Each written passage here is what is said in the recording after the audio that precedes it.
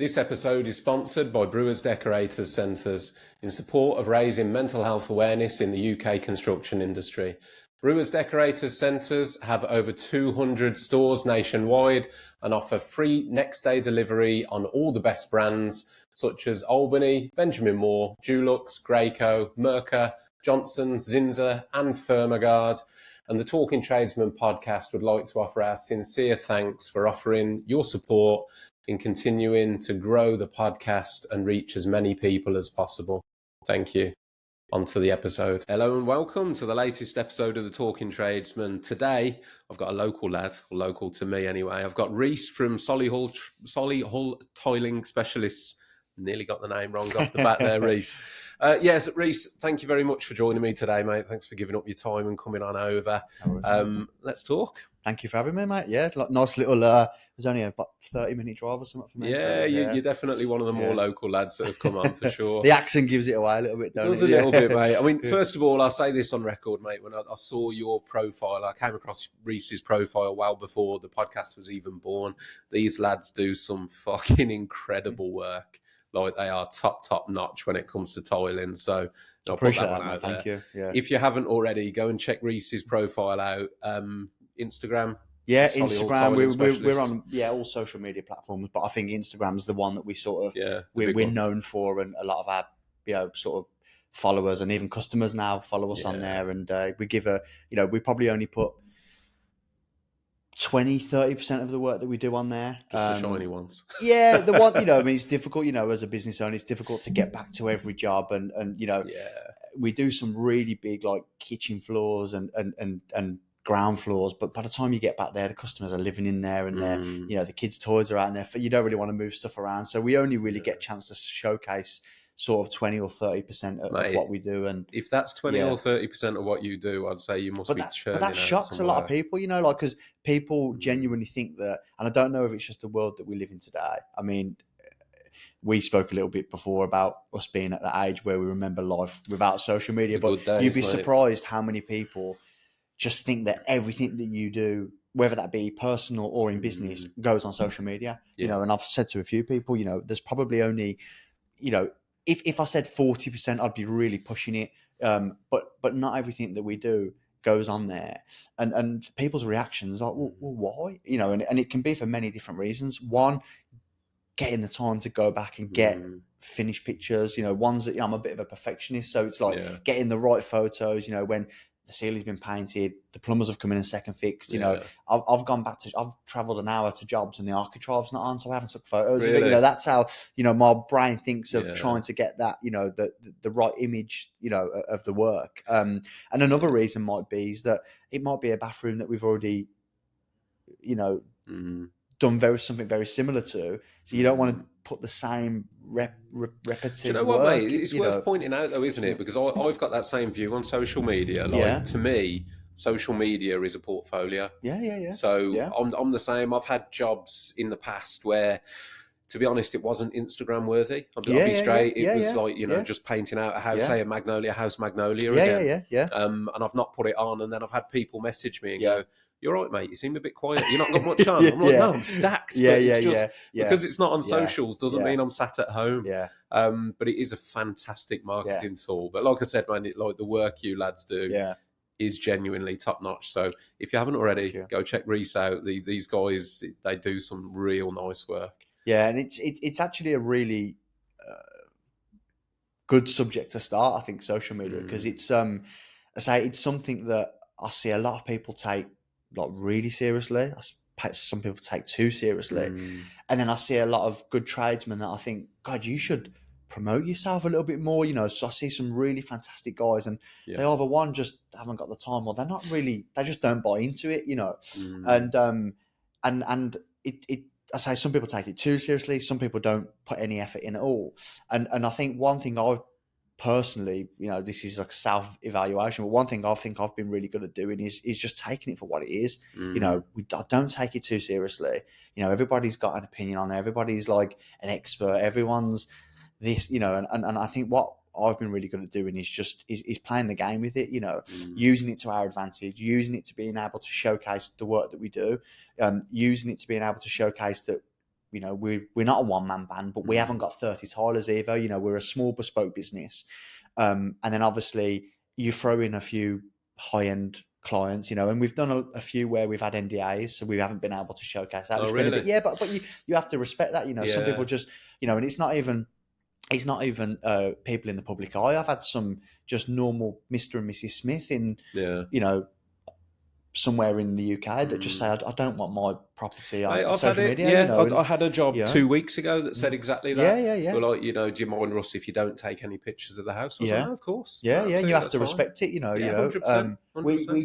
We did a few jobs last year for a couple of championship footballers, and sort of a lot of the work that we do for sports people are generally through interior designers, but this one, for whatever reason, we went direct to them, and yeah, that was another case of, look, lads, I'm happy to pay what your quote is, but can you please just not put it, I don't want, even someone just clocking the street, or that they didn't want it, so you have to sort of. Do you know what, though, Reiss? I bet the fact that you do that must have its own little demographic anyway. So I would imagine, like, the fact that you do high-end work and can be discreet, word probably travels amongst that faction of people. I had this conversation yesterday with somebody about that, and it's so weird. As you know, in business, you have customers where money's just not an option. You've come that highly recommended that it's almost whatever your quote's going to be, we're going to accept. Then you have people that are going to go around and get 20 quotes, and they're just going to get the cheapest one. They're not interested in quality. And I have this conversation a lot with people in the public eye, and theirs is just trust. I know everyone's is trust, but theirs is a different level of trust. It's, we might have done a girl that's been on, I'm a Celebrity, Get Me Out of Here, a TV show, and you've got their phone number, you've got their address, and they've got, journalists that are just dying to know, where they live, where they eat, so they're giving you that information straight away, and that you're not going to go down the pub and give it all to their friends. Even like the girls on Love Island that we've worked for, that they've got to know in their head that you're not going to go and give their phone number out to 20 other lads. Course. And, so trust for them becomes like number one. Yeah, it's more valuable than the price. More so than the price. And then, and I'd say even the quality of work. I'd love to say the quality of work is, but again, as long as you do a good job, as long as you're clean, as long as you're tidy, as long as you're respectful, but you respect their privacy, whatever that is, then they will recommend you. And like, to overarch that, I think what that comes down to is values. Yeah. Do you know what I mean? And it's like you said, like, some people's key value is price. Yeah. And that's fair enough. That's fine. There's a market for that. Yeah. Some people's key value is quality, and some people's key value is trust. Yeah. And I refer to this quite a lot when I've had these conversations, and I've talked about my own marketing and my business. Yeah. And I've talked about customers in terms of, like, the best way I can describe it, the best analogy for this that I've got is Rolex. Yeah. Yeah. And what I mean by that is, nobody buys a Rolex watch to tell the time. Yeah, that's such a good saying. Nobody. That's such a good saying. Yeah. And what I've tried to do in my business is target my business as a Rolex. Yeah. Yeah. I know 100%. Yeah. I'm not the cheapest ever.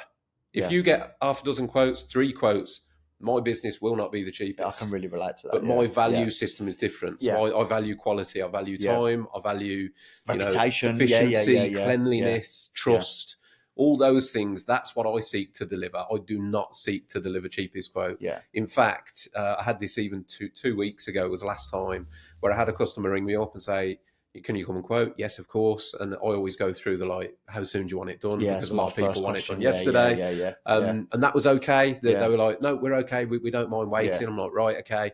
And the next thing they said to me was, just to let you know, we are getting 3 quotes. So if you're the cheapest, we will go with you. And I just went, I'd like to respectfully withdraw my interest in quoting. Yeah. And she kind of went, oh, why? And I went, because I can tell you now, I won't be the cheapest, and I'm not even aiming to be the cheapest. Let's just not waste each other's time here. Yeah, and that's what I said. That. Like, it's wasting my time and your time. Yeah. And she was like, well, if you might still be the cheapest. I went, that's not what I'm aiming for. Yeah. Like, you know your market, don't you? 100%. And I get that. I know our market, and I know what independent one-man band tilers charge, because I have a couple of independent tilers working our company, so I know what the going rate is for that, and then I know where other companies are at, and I know where we're at. Yeah. And it's almost like if you know your industry, you know straight away you're not going to be competitive if their preference, if the way they're going to choose the person they're going to work with is down to price, then you can just save all that wasting each other's time. 100%, mate. And it's really funny that you just said that, because my first question to any customer is, what's your expectation with timescales? Before we even get into the nitty gritty of what's your budget, what's your expectations with design, layout, that sort of, it's what is your expectation? Because again, it goes back to the social media. If we're only posting 40% of the work that we do, I probably turn down triple the amount of turnover that we actually do. And it's purely just down to people not being organised with. I'm exactly the same, mate. And in my brain, I come off the phone to these conversations, and I think either two things have happened. Someone's let them down, and they're now on the hunt for somebody really, really like sharpish, or they're just so unorganised, or maybe a little bit naive that they haven't been organised to get somebody good and reputable within the right time frame, and it's some of the conversations. I mean, I had a guy literally, like, I think it was Monday, ring me, and they always hit you with the big numbers. We've got 280 metre floor in Tamworth in Arden. Funny enough, we've got a project on the go at the moment in Tamworth in Arden. So I don't know if he's seen 2 of the vans or 3 of the vans driving around, and it's a big floor. Yeah, it is a big floor. He said, but it's got to be done in 2 weeks. I got a kitchen due date. I've got Tom Howley booked in. I said, mate, I'm like the end of June, beginning of July, which the end of June, beginning of July doesn't sound a lot, but for a team of like 6, that's, if I was on my own, that'd be June or July next year, So it's, we're like 6 to 10 weeks in advance because of because of how quick we can turn jobs over, So if somebody rings in 2 or 3 weeks, it's just like, why have you not got that? I'm the same, mate. We get it. Generally, the lead on ours is the plasterer finishes Friday. Right, that's lovely. Yeah. See, you're the plasterer finishes Friday. Is mine. The tiles are all on site, and it's like, as soon as the tiles are on site, they're ready to go now. Yeah, and that's just sort of my shoulders go a little bit then, because I'm like, if I hear those words, the tiles are already on site, I know straight away we ain't getting there. We ain't getting there. But again, just it's really, really funny. Like, going back to the social media stuff, it's something that's it's something that I've just been able to work really well within our business. And you must, like, over, people always say timing's everything, and we got involved with a few people in the public eye. We got recommended by a few people. We are going to get onto that, mate. We will get onto the high profiles. Just at the time when, but this isn't about them. This is about the timing of it. So, just that as lockdown came, really. But when I say lockdown, it was before really the boom of home accounts. So we got in with these particular clients just before everybody sort of went crazy with the home accounts. And at the time, I didn't really sort of know what avenue it was going to take us down. But it sort of took us into a different market of almost sort of winning the work before you've even put a cost together, because of the people that you've worked for. You almost become, to a certain percentage of people that follow that Instagram world and live in that Instagram world, you almost become instantly reputable. You're good enough for their job straight away, regardless of what the price. Now, when I say regardless of the price, that's then down to you to not overstretch it's it. Within reason, isn't it? Yeah. I mean, we talk about values, and as I say, like, somebody's key value might be trust. But if you rip the finances, it will become a value. So there might be more tolerance on the value. But there's still like a maximum, minimum parameter that you can operate with it. I've said it. I don't know how you feel about this, but my cost per square meter as a business would be the same for Simon Cowell as it would be for a young lady, Mr. and Mrs. Smith. In a 1-bed flat in anywhere in Birmingham. My price would be exactly the same, and it's not for any particular reason other than that's where I put us in the market of where we are. We're exactly the same, Reiss. I mean, I mean, people have struggled to understand that, though. Yeah, they really I don't.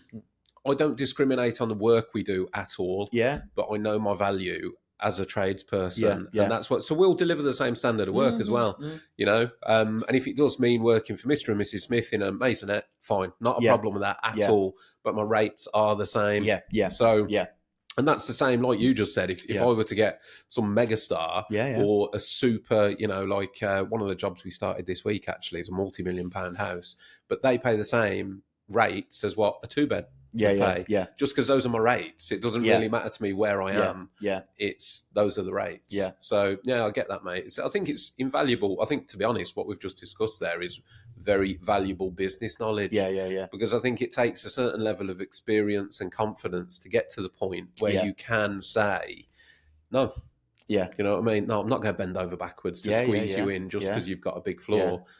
No. I've got a really good thing at the moment where I say to people that when I give you a date and I take a small Mm, deposit off you to book you in, that's your date. mm, Unless you change it, we're not changing it. And I think that's starting to resonate into people, because mm. I'll probably get 10, 15 phone calls a month of, I have been let down. Can you do anything? And the answer is always, unfortunately, I can't, because I've took X amount of deposits off X amount of people, Yeah. and I wouldn't do to you What has what happened? what Yeah, you're yeah, sort of yeah. asking me to do to them. Is there any chance you can Mm, just drop one and come and do my job? And mm.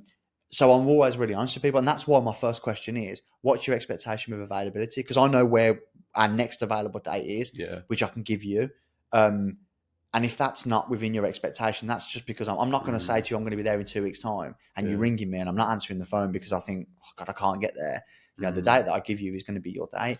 We do the same thing, mate. Yeah. But Exactly the that but same. that takes a level of, like I said, business, a level of organisation, a level of understanding what jobs you've got on, what's Mm, booked in, and that's a lot of stuff that the stuff that people don't see to yeah. run a business. A lot of people run a business, a lot of people have a business, a lot Mm, of people say I have a business, but having a business and running a profitable business yeah. are Two two different completely things. different things. I have this conversation so often, so often. It was a conversation I had recently with another decorator in my industry. And they actually reached out and asked me, which I'm always happy to help, Mm. about how I'll go about quoting jobs. Mm-hmm. And I discussed, like, essentially basing it on a day rate plus materials plus profit. Yeah. And they were like, "What do you mean profit?" Yeah. And there was that question. I was like, "Well, let me explain it this way. I say I've invested maybe last year, I don't know, maybe £7,000 or £8,000 back into the business to buy tools. Yeah. Yeah. Yeah. Where's that come from?" Yeah. And they were like, "Well, what do you mean?" I said, "Well, okay, let's pick a number. Say you want £200 a day. Yeah. If you only get £200 a day off that job and you want to buy a new Festool dustless sanding setup and that's going to cost you £1,000, Yeah. where's that money come from?" Because Yeah. now all of a sudden your day rate's 120 a day because you Yeah. just bought that tool out of your living wage, Yeah. as it Yeah. Yeah. were. Yeah. And when I explained the concept of business profit, Yeah. and they were like, "Well, what do you do with that?" I was like, "That money's there to reinvest into the It's a business, business. Yeah. Yeah. essentially. Yeah. Yeah. Yeah. You know, Yeah. that's the profits. Yeah. That's how the business grows." Yeah. And it was a light bulb moment of Mm. like, oh, and Yeah. a lot of people in business can't get over the how much do you earn a day like Yeah. Yeah. obstacle, Yeah. Yeah. Yeah. And even when Yeah. I try to explain, well, say my day rate is 250 a day Yeah. plus profit, Yeah. it's like, well, what's the profit? Well, the profit might be 20%, Yeah. 30%. Yeah. Yeah. Oh, Yeah. right, so you actually earn 320 a day. Yeah. I'm like, Yeah. Yeah. Yeah. Yeah. no, Yeah. Yeah. Yeah. like that's Yeah. not what I'm saying. I see so many people, and I have seen in.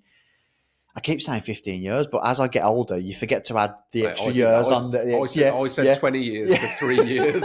I'm So like, the yeah, other day, I was like, I've been saying 15 years. I've actually been doing it 17 years. Yeah, yeah. but like in all those years, I've seen so many people fail because they just focus so much on exactly what you've just said. Mm, What am I earning? And I've even had lads that have worked for me that have just been solely focused on what that rate is per day.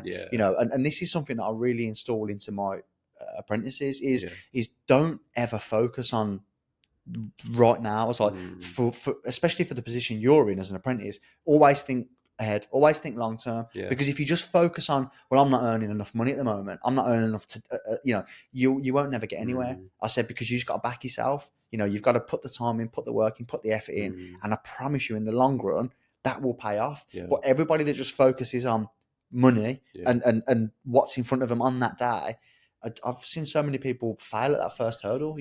The difference to me, Reece, like what we've just described there, it's a difference between having a job and having a Yeah, business. yeah, yeah, yeah. And that's what it Yeah. is. And it's quite possible to be job rich and business broke. Yeah, yeah, yeah, Because yeah, if you're yeah, taking whatever it might say, you're earning £500 a day and that's your wage, and yeah, you're yeah, taking it and spending it and buying holidays, cars, and all the rest of it. And then yeah, something goes wrong with your business, yeah, but your business is broke, yeah, you're broke. yeah, yeah, You know yeah, what I mean? yeah, But having that knowledge and that difference of viewpoint, yeah, that means, that, for example, my business, if something goes wrong with my van or I yeah, need new equipment or tools, or say a job comes in and I think, do you know what?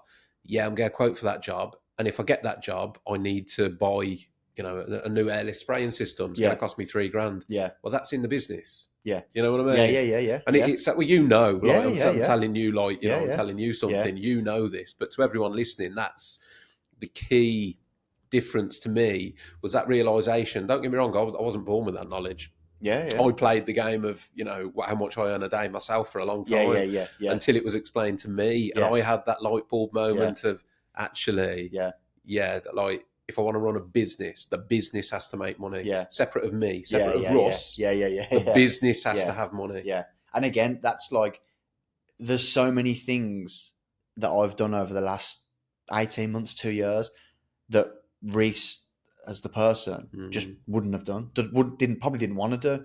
And I've gone home sometimes, spoke to my wife, and she's gone, "Well, why are you doing that? You don't want to do that." I'm like, "But it's good for the business." Yeah. So being able to sort of take yourself out of it and go, right, I've recently done it. Actually, I've recently made a decision that I probably didn't want to make, in terms of a really long-term customer of mine. I decided to remove myself from any future work from them.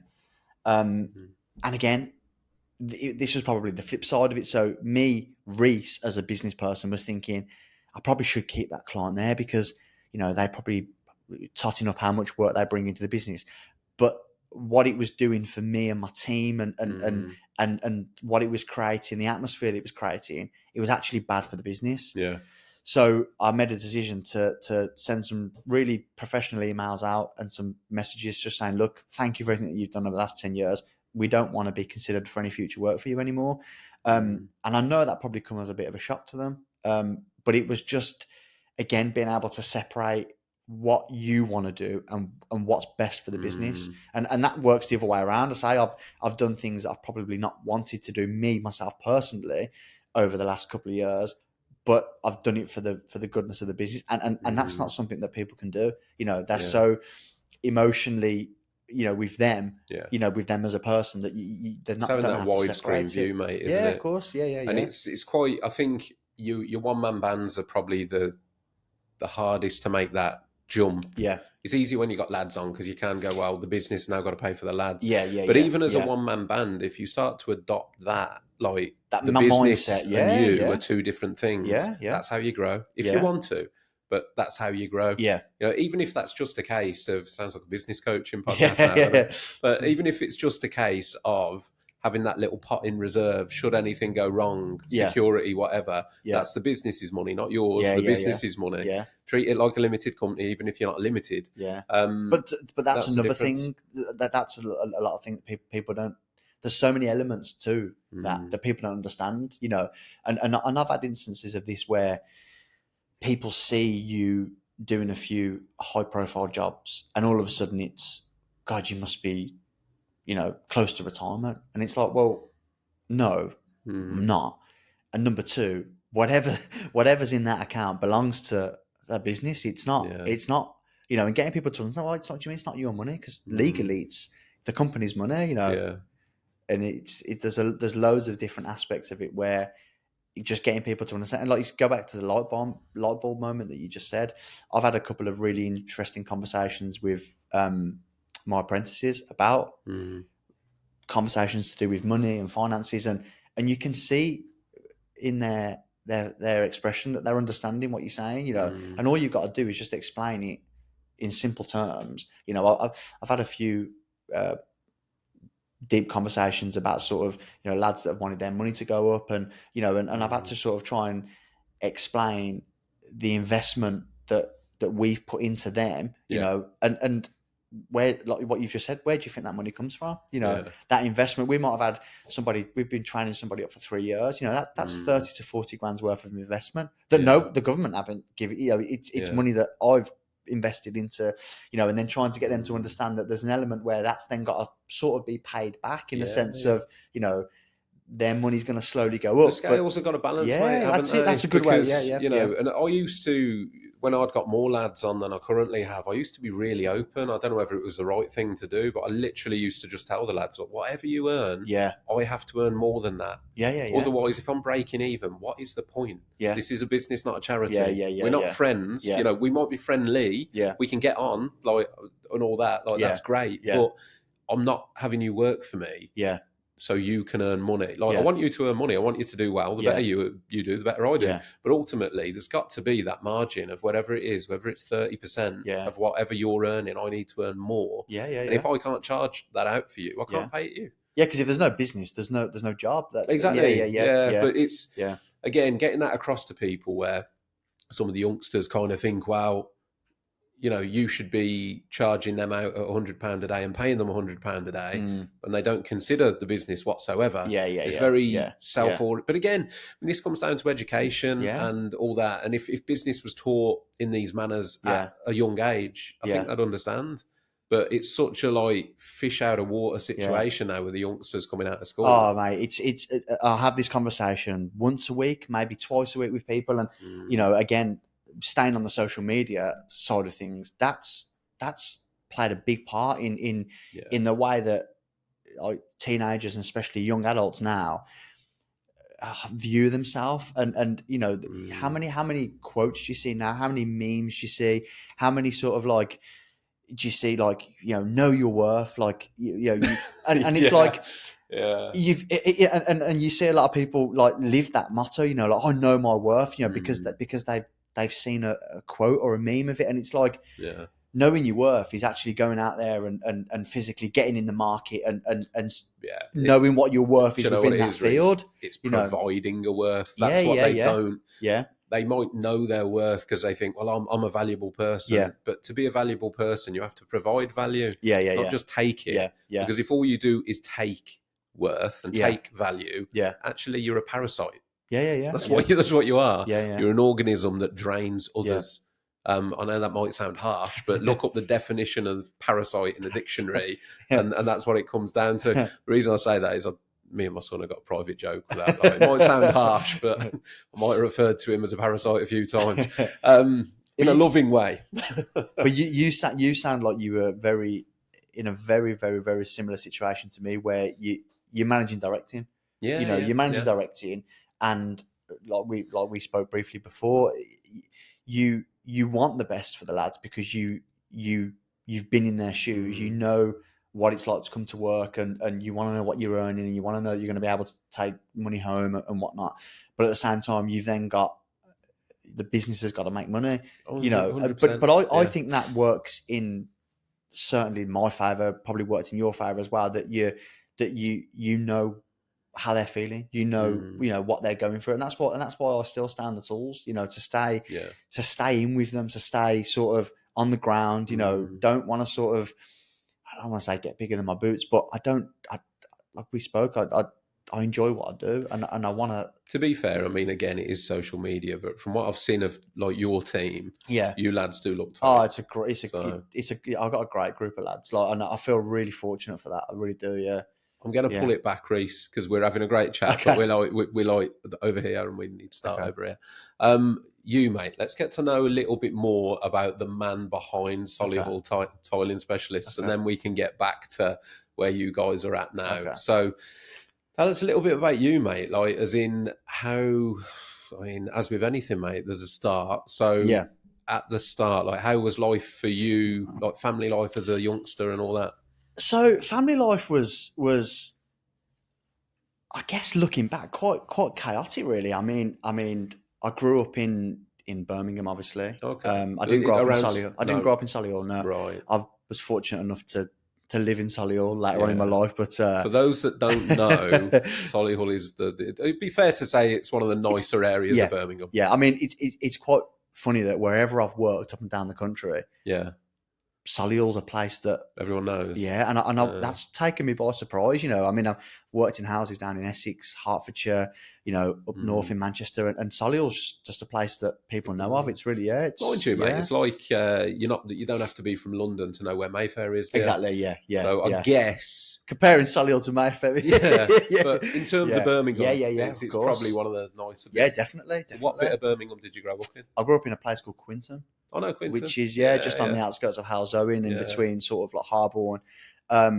And I grew up in the 90s, so it was a great, great time to live, and it's so nice to be able to like look back and I say we touched on it, but it's so nice to look back and remember life without Yeah.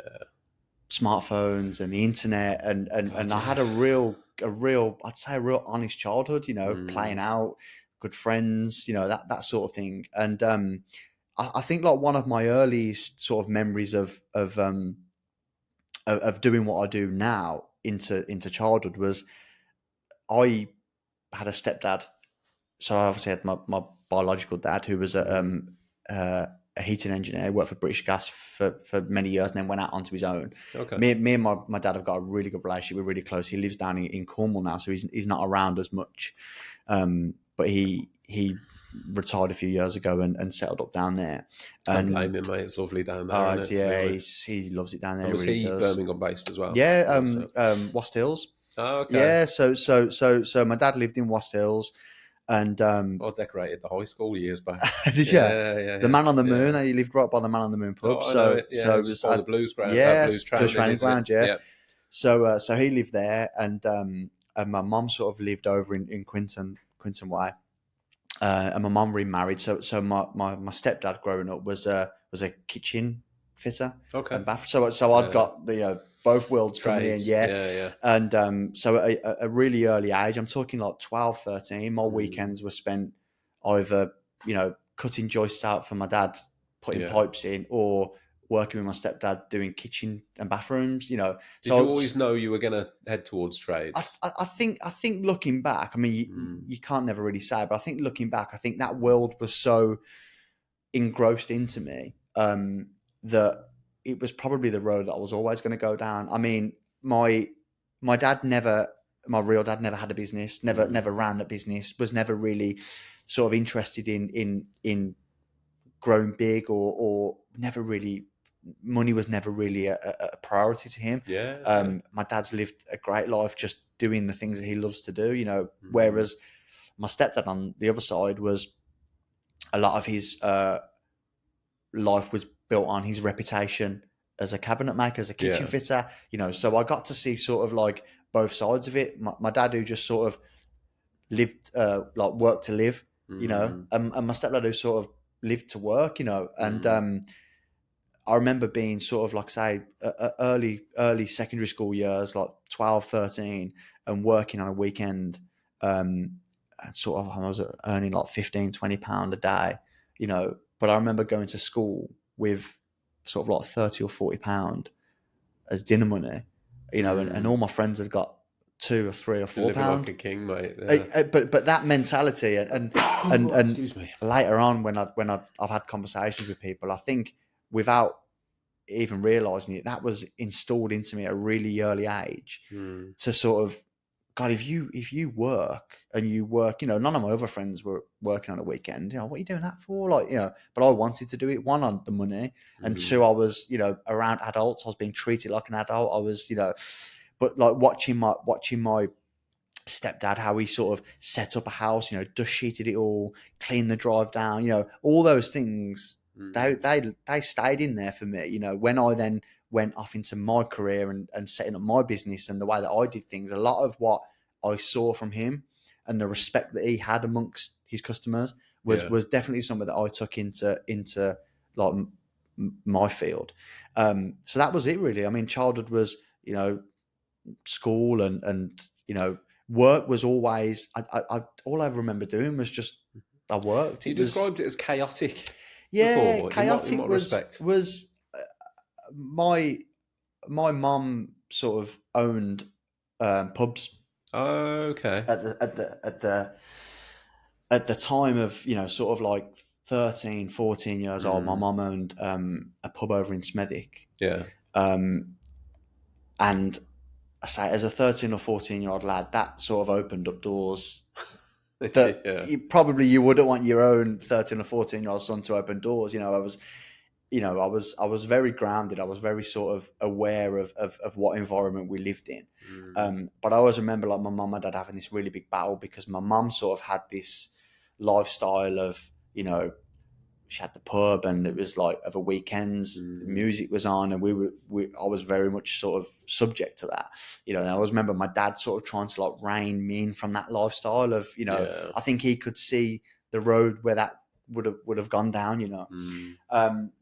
But so that sort of lifestyle with my mum's side of things, that was where sort of the chaos comes from. It as in like, I just couldn't imagine like myself now, like putting a 13 or 14-year-old son. I had a younger sister as well at the time. So I get that, mate. I pretty much grew up in a pub, Yeah. a tradesman's pub Yeah, as well. yeah. My mum yeah. and dad split. Yeah. I actually lived with my dad. My dad was a drinker. Yeah. And he basically, if I wanted to see him, Yeah. he was in the pub. Yeah, and I was like one of the locals, I Yeah. used to sit there at like 10 years old playing cards or Yeah. playing darts or whatever with all the regulars and locals. Yeah. It was a proper like tradesman's pub Yeah. full of decorators, plumbers, but it was just full of that kind of thing. So I can resonate with that. Yeah, and it's quite funny because it's like I say, I don't have a relationship with my mom now. I haven't for over like 10, 11 years plus that. really? Yeah, and what you just said about your dad. So my mom was the drinker, and my dad was very much the sensible one. My dad was the one that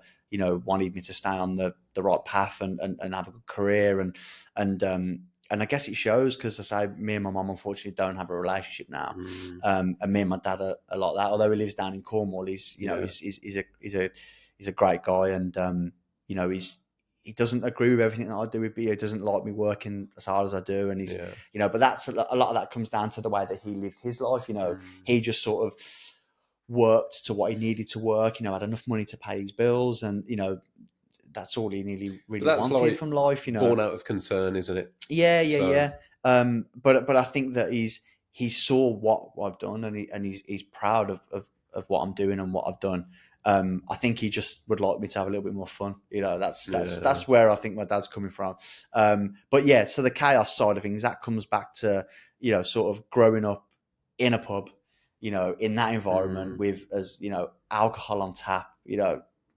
I was you can imagine a pub in the early 2000s, late 90s. So there's when the drugs came into the country, and so I'm like 13 years old, being offered every drug you could possibly. It's a pub in Birmingham. Let's be honest, it's a city centre pub, exactly. isn't it? So and I was I feel very fortunate that I was able to sort of resist all those temptations. And even now, like I've never smoked, I've never done drugs, I've never really been a drinker. I've just sort of always put my whole mindset into working and earning money and providing a lifestyle that I've become accustomed to, and that's sort of the route that I've sort of gone down. So I'm although it was chaotic, it definitely sort of taught me a lot of things. And I mean, you're almost treated as an adult from the age of 13 by and that's what you're treated as an adult. And you either go one way or the other with that, and I fortunately used it to my sort of... To be honest, I mean, looking back, and I've said this before, like, although I guess in today's day and age, it would definitely be frowned at, it's got to be highlighted. It was different generations. Oh, yeah. And if I'm honest, I mean, I spent most of my childhood from the age of probably 9 to 13-ish in a pub most days, but I learned a lot. Yeah, you do. I learned people skills. I learned interacting with adults. I was confident with adults from a very early age. Social skills. Yeah. So then, for me, when I took my business over at 17, I was used to talking to people. Yeah. Talking to adults, which I think, again, a lot of the younger generation now, communication's just completely changed. So now, if the phone rings, they're petrified. Non-existent. They won't answer the phone, will they? Yeah. I mean, to be fair, my lad, because he's grown up with me, he's actually very good. But a lot of kids won't answer the phone. If the phone rings, they'll wait for it to stop, then they'll text. What do you want? Because they hate having those verbal conversations. So it's one of those. I mean, it was probably not maybe the same as you. It wasn't ideal looking back, but I Mm. did take a lot of positives from it. I feel so fortunate. I was thinking about this the other day. I was actually speaking to my wife about it. I feel so fortunate that I grew up in that because I feel like, I mean, I was born in '89. I think growing up through the '90s and into the early 2000s, I feel like that was the last. You know, people say like the '60s were the great and '70s were great, but I feel like the '90s and that last little part of like the early 2000s were the last Great generation. before Reece. we all got Yeah. like attached to our phones. And you know, I mean, you literally don't have to leave your house now, do you? You can have like food delivered, your shopping delivered. Like you can literally you can work from home. Like I mean, Completely we resonate, can't, but mate. you know what I mean. And sometimes I do look back on that, and I think I live in a world now where I have to have these things. You know, you have to have the internet accessible, and it's just part of our day-to-day life. But I'm so glad that I can actually remember what life was like. Oh, you know, 100%. So I was born 84. Okay, yeah. So I'm like 5 years. I got five more years of the glory days. But yeah, man, I like a bit like you. I am so glad. I'm so glad I got to live my. I mean, I think by the time I was like 18 to 20, phones were a thing, but smartphones weren't. So there were no camera phones, but phones were there. Yeah. But even before that, as a kid, like I remember, but when we used to finish school and go out, a bit of nostalgia here, and the first one of my mates that had any kind of contactable device. So I was properly like, you're home at dark or at the week. But to be honest, with my dad, my rules were just don't get arrested. That was what my rules. But my mates' rules were be home before dark. And one of my mates you remember pagers? You remember when they were a thing? Yeah. And he got a pager. And at the time, we were all like, well, why have you done that? He was like, oh, it's just new technology, isn't it? Yeah. And the only person that had his number was his mum. Because obviously we never had mobile phones. So we would never page him. Yeah. So he used to have this thing clipped onto his belt, this pager that would go They're off. only small, aren't they? Yeah. Like a little tablet type, not like a tablet-shaped little thing. Yeah. And all it would ever go off for was his mum going, get home now. Yeah. And we were like, mate, what are you doing to yourself? Yeah. Like, we're all uncontactable and you're there and you're the only one getting this buzzing. Because I think it was like his mum used to have to ring it from her landline and then give an answer phone message. And then it would come through to the pager as a scrolling text. I remember. I mean, I never went down the. I mean, I was quite early on when my mum got me a mobile phone when they first came out. But the reasons back then for getting a mobile phone was to just stay in touch, be safe. You know, it went very quickly from that to being able to play games, and then the internet come on the phones. You know, but my first phone was purely because, you know, we went to school in Quincy. My mum was at the pub in Smethwick. It was let me know that you're okay, sort of, you know, safe sort of thing.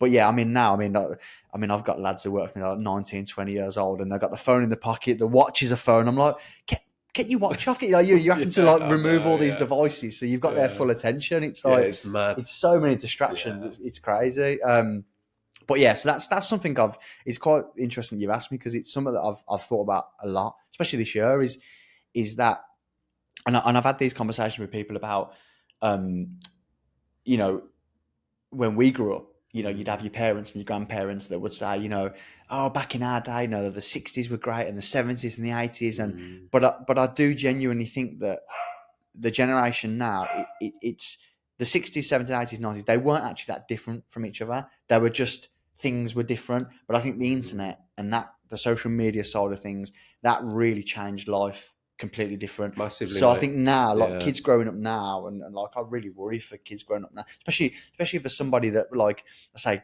the good bits that I take from growing up in a pub were being able to hold conversations, you know. And I'm still old school the way that I run a business. You know, I'm very much like, I want to have I email. If you email me, I wouldn't get back to you for like 2 weeks because I want to speak to you on the phone or see you face to face. You know, whereas now, like, companies have got people just sat in the office emailing all day, and I can't physically answer emails because I want to see your face. I want to hear your voice. I want to, you know, can I trust you? You know, that's that sort of thing. And that probably comes installed from having those conversations as a young kid in a pub, you know. I'm the same, mate. I think one of the reasons that I love doing the podcast is because I feel like conversation is becoming a lost form of I'd never really thought about it until you just said it. And I remember, to be honest with you, to give credit, I remember listening to a Joe Rogan podcast, and he was talking about, it's like, you know, it's the communication form of a long form conversation is becoming lost. Yeah.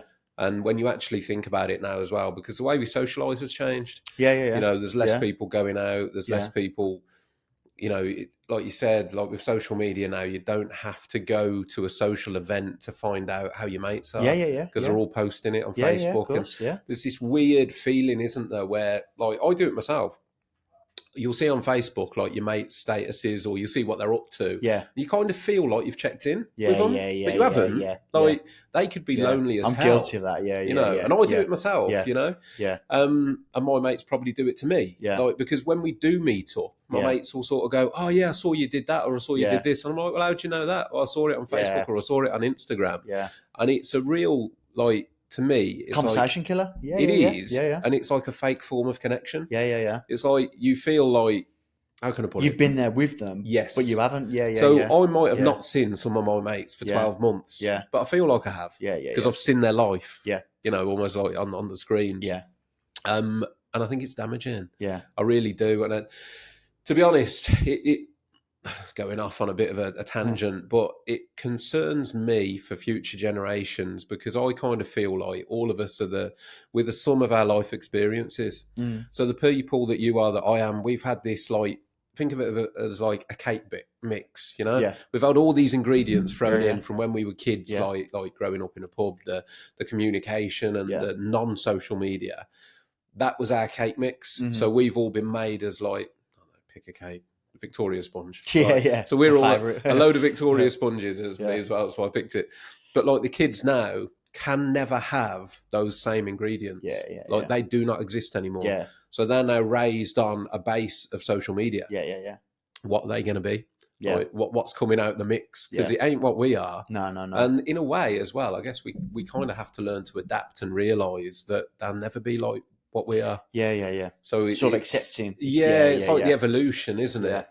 It's not all going to be positive, but I guess really, and maybe as business owners as well, dealing with youngsters, we kind of need to appreciate that they're not going to be what we are, because they haven't had the same ingredients. But you can't help, can you? But try and, like I said, I have this thing with a couple of my lads that are a bit younger, and it's almost like, phones in the car, watches off, and it's like, but you have to remember it's a different time, it's a different world, but you're trying to sort of just install the things that you had, because it's worked for you. So but then you do have to remember that, life's different now for them, that it was for us, and you got to move with the times a little bit, haven't you? But yeah, I mean, it's but in terms of what you say about talking, so just sort of like doing a little bit of self, like thinking, what I've done over the last couple of years is those things of like growing up in a pub.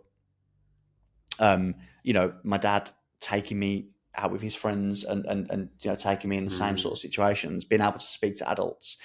They sort of make you be able to talk as a person, as an adult, And my wife says that to me a lot. She says that you for a man, you're very like, you're open with your emotions, And I think a lot of that stems from my childhood. My dad was a very loving man, My mom probably not so much. Whereas most situations you find it's the other way around. Whereas I had two dads, my stepdad and my real dad, that were both very emotional men. Both, were not afraid to throw their arms around me, give me a kiss, and that sort of made me grow as a teenager and into an adult as a person that's not afraid to show his emotions, to talk about his feelings. I've never really been afraid to talk about how I feel.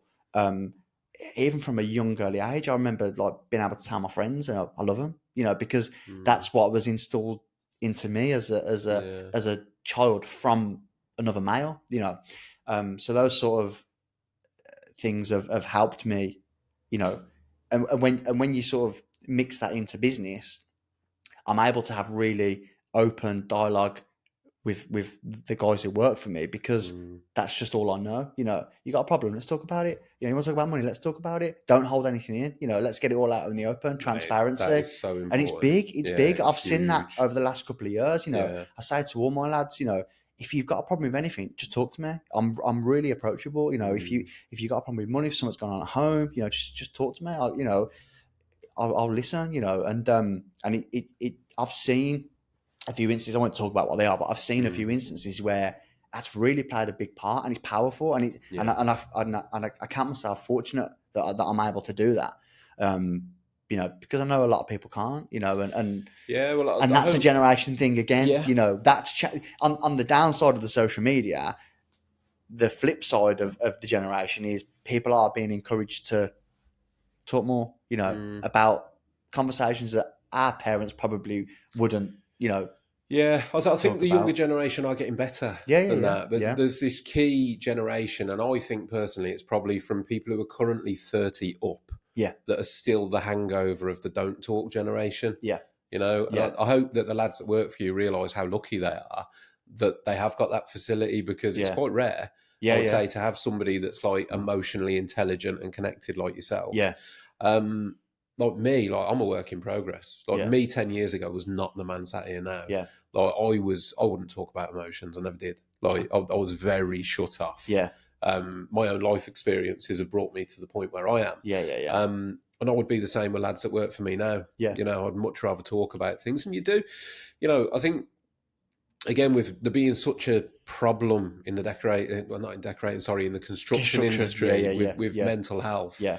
I think people such as you and I and anyone that employ people have to realise we're in a position of responsibility yeah, for the lads that work for us. yeah, yeah, You yeah, know, and yeah. yeah, you know, the responsibility isn't there to save people, No. but to have an open door to people that want to talk and create an environment where that's accepted. You know, an Yeah, definitely. environment where people feel safe to talk. Yeah, yeah, And we all know, like construction lads, there's always banter, there's yeah, always yeah, jokes yeah, and that kind of thing. But for the lads to know that actually, if something goes wrong in life, yeah, because it will, like for everyone, yeah, it yeah, yeah, will. yeah, You know, yeah, you don't get through life unscathed. It doesn't matter if you have the most perfect life on the books. The nature of life being that we all age mm, means that all of us are going to suffer bereavement at some point in yeah, time. yeah, So at the very minimum, you're going to have that. You know, so to provide an environment where people know they can talk, mate, it's so important. It really mm, is, and it will go a long way if people start taking on a little bit of responsibility yeah, to help in the current problem, which is vast. I mean, I would say it's at the point of crisis at the yeah, moment. yeah, yeah, So, yeah. Yeah, I mean, it's quite. So I think like what you've just said. It's quite rare for me when I look back to think that like my dad, a male, mm, was sort of the person that was emotionally open to me in the sense of like mm, encouraging me to talk about, you know, any problems that I had. You know, my dad was always one, like, come on, let's have a chat about it. You know, and he was very mm, sort of like emotionally loving with me and caring, and that's, you don't realize at the time what that's how that's helping you as a person. You know, mm, and I think my mum, you know, touching a little bit on what I said, my mum, so she sort of bottled all her emotions up and all her feelings, you know, which ended up sort of affecting her life, mm, and her relationship, certainly with me, probably not so much with my sister, but certainly affected our relationship, her inability to be able to sort of open up and mm. talk about trouble times and things that were bothering her. So I always looked at those both situations and thought, well, I don't want to be a closed book because I don't want to shut Mm. people off. I want to be able to be an open book, um, and that's just something that I've just always took with me. And It's good that it's you had that comparison too. yeah, it You is, know, you see both sides of the coin. yeah, definitely. And I was sort of 25, I think, when I had sort of, like you say, everybody has their problems. Mm, Probably before the age of 25, I'd probably look at depression and anxiety and people that struggled as a weakness. You know, mm. I'd seen my mom go through it for so many years. I used to think, why don't you just kick yourself out of Just that? snap out of it. Yeah, you know, I mean, I'd Mm, see my dad who was very happy-go-lucky and life was great and he'd always got a smile on his face. And then like my mom channeled a lot of her issues through drink, you know, and I used to just think, why don't you just stop it? You know what I mean? mm. But then obviously I had situations that all sort of my childhood and all my life came to a head at the age of 25, probably just as I Yeah, met my wife. And that sort of was my light bulb moment of, you know, things can get hard, you know, and life yeah. can get difficult. And I got myself into a little bit of a sort of, I don't say spiraling out of control, but I sort of had a few family issues going on, like say with my mum and a few other Mm, things that were going on. And that was affecting me at work. Then because I wasn't performing at work, I then started to struggle sleeping. I wasn't sleeping, so I wasn't performing well. It was like a vicious cycle because I wasn't performing well at work. Then I wasn't bringing in the money because I wasn't performing at work. So then I started to struggle financially over the course of 3 or 4 months. So at the age of 25, everything just sort of spiraled massively out of control for me. And that's the first time in my life where I've ever been, I wouldn't say depressed, but I was very, very close to like being on that edge of depression. And I want to say that I got myself out of it, but it was sort of those tools that I'd learned through a young age of being able to. I mean, it was my wife at the time, she was only young herself, but being able to sort of just open up and say like I'm struggling, like can you help me? That definitely came from what I'd learned growing up with my dad saying, just talk. It's okay to sort of like Do you talk know if you're what, not mate? feeling good. I mean, Yeah, just to touch on that, because there are yeah, so many people that struggle to open up. yeah. When you got to that stage where you Mm, were able to recognise it and speak yeah, to your wife and say, like, I'm struggling, yeah. how did that feel? When I was 10 years ago, when I look back now, it was probably the most difficult time I'd ever gone through in my life. I say I'd never struggled. I'd never, Mm, you hear now like a lot of younger generation, even like 8 years old, 9 years old, 10 years yeah, old. There, and I think I was like 10 years old. I was the happiest kid. I yeah, never struggled with anything in life until I got to the age of 25, yeah, and it was all new to me. I'd never not been able to sleep. I'd mm, never not been able to perform at work. I'd never been struggling financially, and I was struggling financially because I wasn't able to perform at work. mm, So all these things were sort of like closing in on me, and I hadn't got the tools to know how to cope with it because it had never happened to me before. yeah, I'd watched it happen with my mom, mm, but I'd never sort of really took the time to understand how she coped with it. I used to just look at it and think, well, that's a weakness. yeah, Why are you sitting on the sofa, feeling sorry for yourself, mm, until I was the person lying in the bath at night after work, feeling sorry for myself, thinking, yeah, what am I doing here? So that feeling was sort of, it was really lonely, like really, really, really lonely. I remember looking mm, back now, and but fortunately, having that ability, I found that ability in me somewhere to be able to sort of sit. She wasn't my wife at the time; she was my partner. But just to sit her down, and just mm, say, "Look, I'm drowning here. I'm struggling. I'm not sleeping. You know, I'm not bringing money in. I'm yeah, worried. We're not going to be able to pay the bills." Um, and I think I just stripped it all back, and I actually remember I'd kept a lot of what was going on from my dad, yeah, and I think the reason why I did that subconsciously was because he was very sort of open with me about talking. I didn't want to feel like I'd sort of let him down. Does that make sense? mm, So I remember going to my dad and saying to him that I was struggling, and I think he knew. I think he knew at the time that things weren't sort of great, and I remember just breaking down to him and just saying, I mean, this had gone on for like 4 or 5 months now, so you can imagine like my bills had racked up, my savings had gone. mm, I'd probably lost a couple of stone. I wasn't eating properly. I was a mm, really, really, really dark place, and he just sort of just slowed it all down. Between him and my wife, just sort of slowed it all down. Start from scratch. What are you struggling with? What is it? mm. And in the end, I ended up finding a private therapist Okay. and going to. I was always open to therapy. It Yeah, was not, yeah, yeah. it was never ever something to me that was Oh, I think it's brilliant. I really oh, do. it was the Yeah. best thing I ever did. I always knew as a person because I could talk. Mm, I always knew that in that scenario, I'd be able to open up. mm, I just never thought I needed it. Well, I don't need that. What do I need that yeah. for? So to actually have to sit there and accept, I think I need to go and actually speak to somebody that's not my wife, not my Mm, dad, not yeah. somebody, just somebody completely neutral. I want to explain to her everything that's gone on in my life, everything that's Mm, going on with work, everything that's going on with my family, everything that's brought me to here. And she just unraveled it all bit yeah. by bit. Do you know what, mate? And There's so I don't know if you're aware, but I volunteer at Samaritans. and I didn't know. So right, okay. Yeah. So I've volunteered there, part of my education. So I'm studying psychology, but I volunteer at Samaritans, and regular listeners of the podcast, I'm going to repeat it because it needs to be highlighted. First of all, they're a great service, and for anyone that can't afford private therapy, Yeah. which is fantastic. Yeah. It's a great option Yeah. because of that impartial, third party thing Yeah. for people in points of crisis. But when I was doing my training to be a Samaritan, one of the analogies that they came out with about the power of a conversation. So I've firsthand seen or heard or listened to the power of just talking. Yeah. Like, and as a listener at Samaritans, we don't give advice. You're not allowed to give advice. It's literally against the rules. You Yeah. are just there to listen. That's it.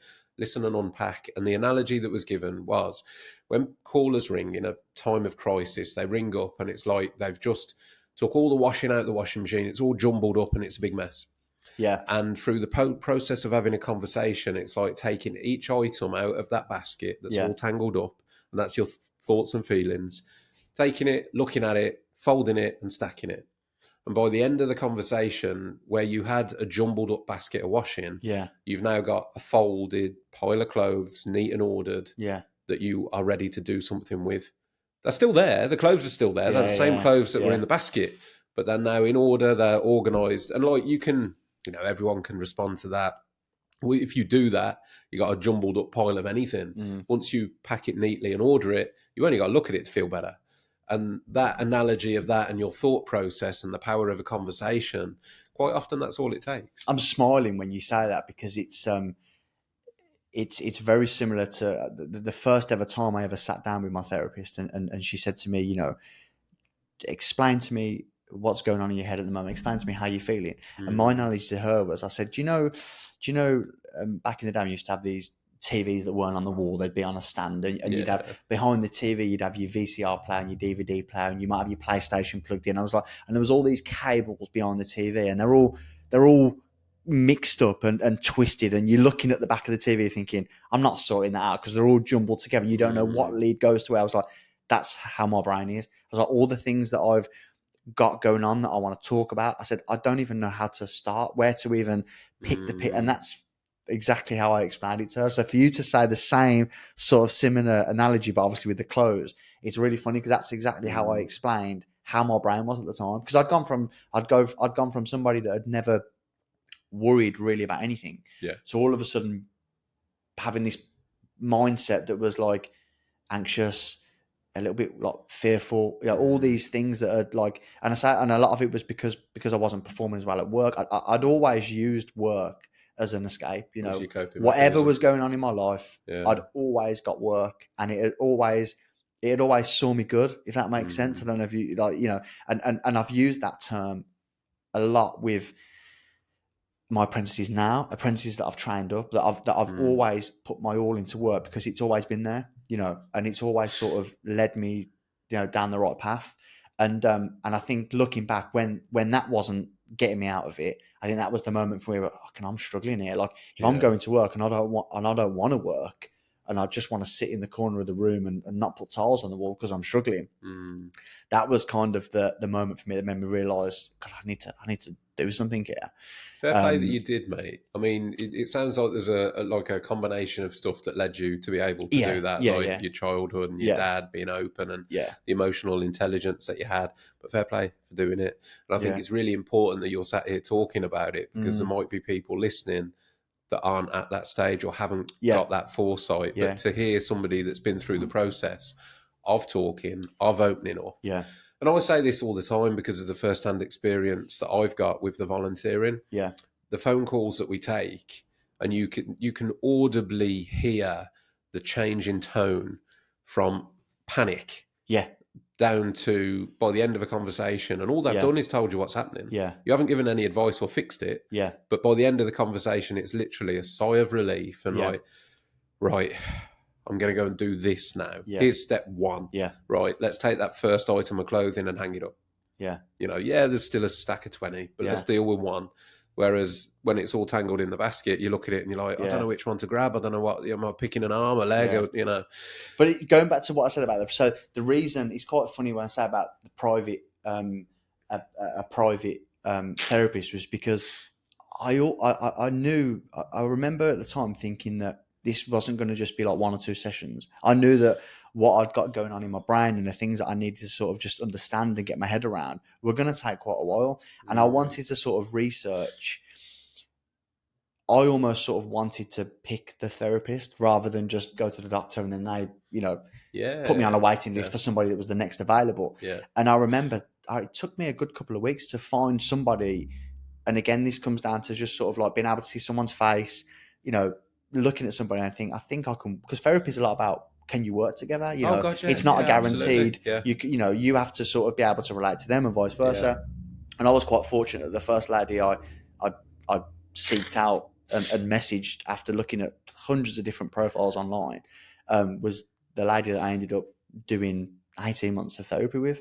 Okay. And it just completely changed my whole like mindset on life, my childhood, the things that you think are just normal, that you then have a therapist saying that's probably not quite normal, that and but then what's quite interesting through going through therapy was I became really interested in the human brain and how that works, and how because they obviously explain it to you how the human brain works and Neurology, mate, all the it's things are linked. Yeah, and I fascinating. became really sort of fascinated in that side of To anyone things. watching, I'm coming down with a head cold. Yeah, mate. Sorry. Yeah. So what I took from that really well was the tools to sort of learn then to make sure I never got myself into that situation again. Yeah, it's fascinating, mate. I mean, similar to you, I hit a point, and by the sounds of it, we were very similar. I had given it no thought. Mental health, like you said, I thought anyone that's struggling, it's weak. It's why don't you just snap out of it, kind of thing. Yeah. And there was a pivotal moment in my life. Is that my phone going Probably off? mine. Yours? Should I turn that off? No, mate, don't worry about it. It all adds to the authenticity. As long as it isn't mine, as long as it's Reese's, we're all right. Where was I talking about? So my moment, and it wasn't until I started to break down, where I had to accept then that something was wrong. And I did exactly what you just said. I got fascinated. I didn't seek out therapy. I wasn't ready to do that because if I'm honest, I wasn't ready to fully admit something was wrong. It's actually only now looking back, I actually think just how wrong things were. Because I was engaging in some real toxic behaviour, self-destructive behaviour. While I was in it, I didn't realise. I knew I wasn't happy. But in doing so, in going through that process, and then the way that I basically think of it as self-therapy, the way that I dealt with it at the time was education. And that's why I studied psychology and study psychology. And it started as self-therapy and it's turned into like a passion, I guess. So, but that was what I did. I started looking the first thing with me, like you said, you lost sleep. I refer to it as like the physical manifestations of my mind. So things like when I was going through high periods of stress, like I developed bad skin, bad stomach, wasn't sleeping, like I'd get really hot and bothered, tight chest. But then I latched onto that and I was like, how is it that what I'm thinking is giving me a physical symptom? And I just followed that path into education and I was like, oh, right, okay. So, and when you think about it, it's weird, isn't it? Because it's well, if I said to you, Dave had a heart attack because he was stressed, you'd be like, sad, probably the rest of relate it. But everyone accepts straight away that your mind can give you a heart attack. Because everyone understands stress is a mental thing. And it's the manifestation of your brain can give you a heart attack, higher blood pressure rates and all the rest of it. The weird thing is, if you try and talk to people about that in reverse, and you try to talk to people about mindfulness, meditation. I mean, I don't meditate, mate. I can't. Like my head just go. But if you try and talk to people about the positive impact to the mind, all of a sudden you're a hippie. But everybody accepts the negative impact to the mind. But if you try and talk about, training your brain for the positive health benefits, it gets round. It's weird, isn't it? Yeah, it is weird. But I've just thought of something in my head while you was talking. So your self-therapy was probably what I did in being able to reach out to my wife and my dad. And those early conversations were the sort of, something's wrong. I need to sort of at least just establish that I've got support. And then once that was done, the therapy came into sort of, I wanted to train myself to never put myself back into that situation again. And I knew that by being able to speak about the things that I'd gone through, that would then give me the tools to recognize if that was, because when I looked back, all the signs were there that it was happening. I just ignored them. Kept Yeah. going to work, Yeah. doing the trying to work, and all the signs were there. And then it was only when it was I was too far into it that I couldn't get myself out of it. So once I sort of realized I'd got support and help and got myself out of it, started getting back on my feet financially and even physically, I'd lost a lot of weight. The therapy was sort of to one, understand what got me there, what had gone on in my childhood and my early years and all these things that had led me to I call it like a mini breakdown. But then I also wanted to really build a relationship and a connection with a therapist to go, right, what can I then do in the future if I find myself in this situation again? And I didn't realize how powerful that would be.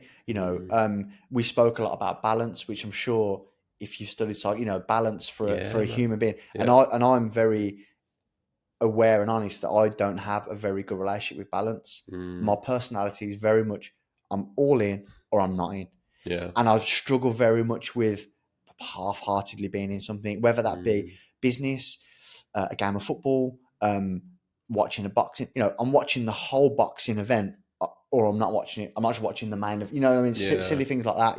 And the old, the typical one for men. I'm not going to go out for just one beer. I'm going out for the whole evening. Or I ain't going at all. But that's my whole mentality of everything.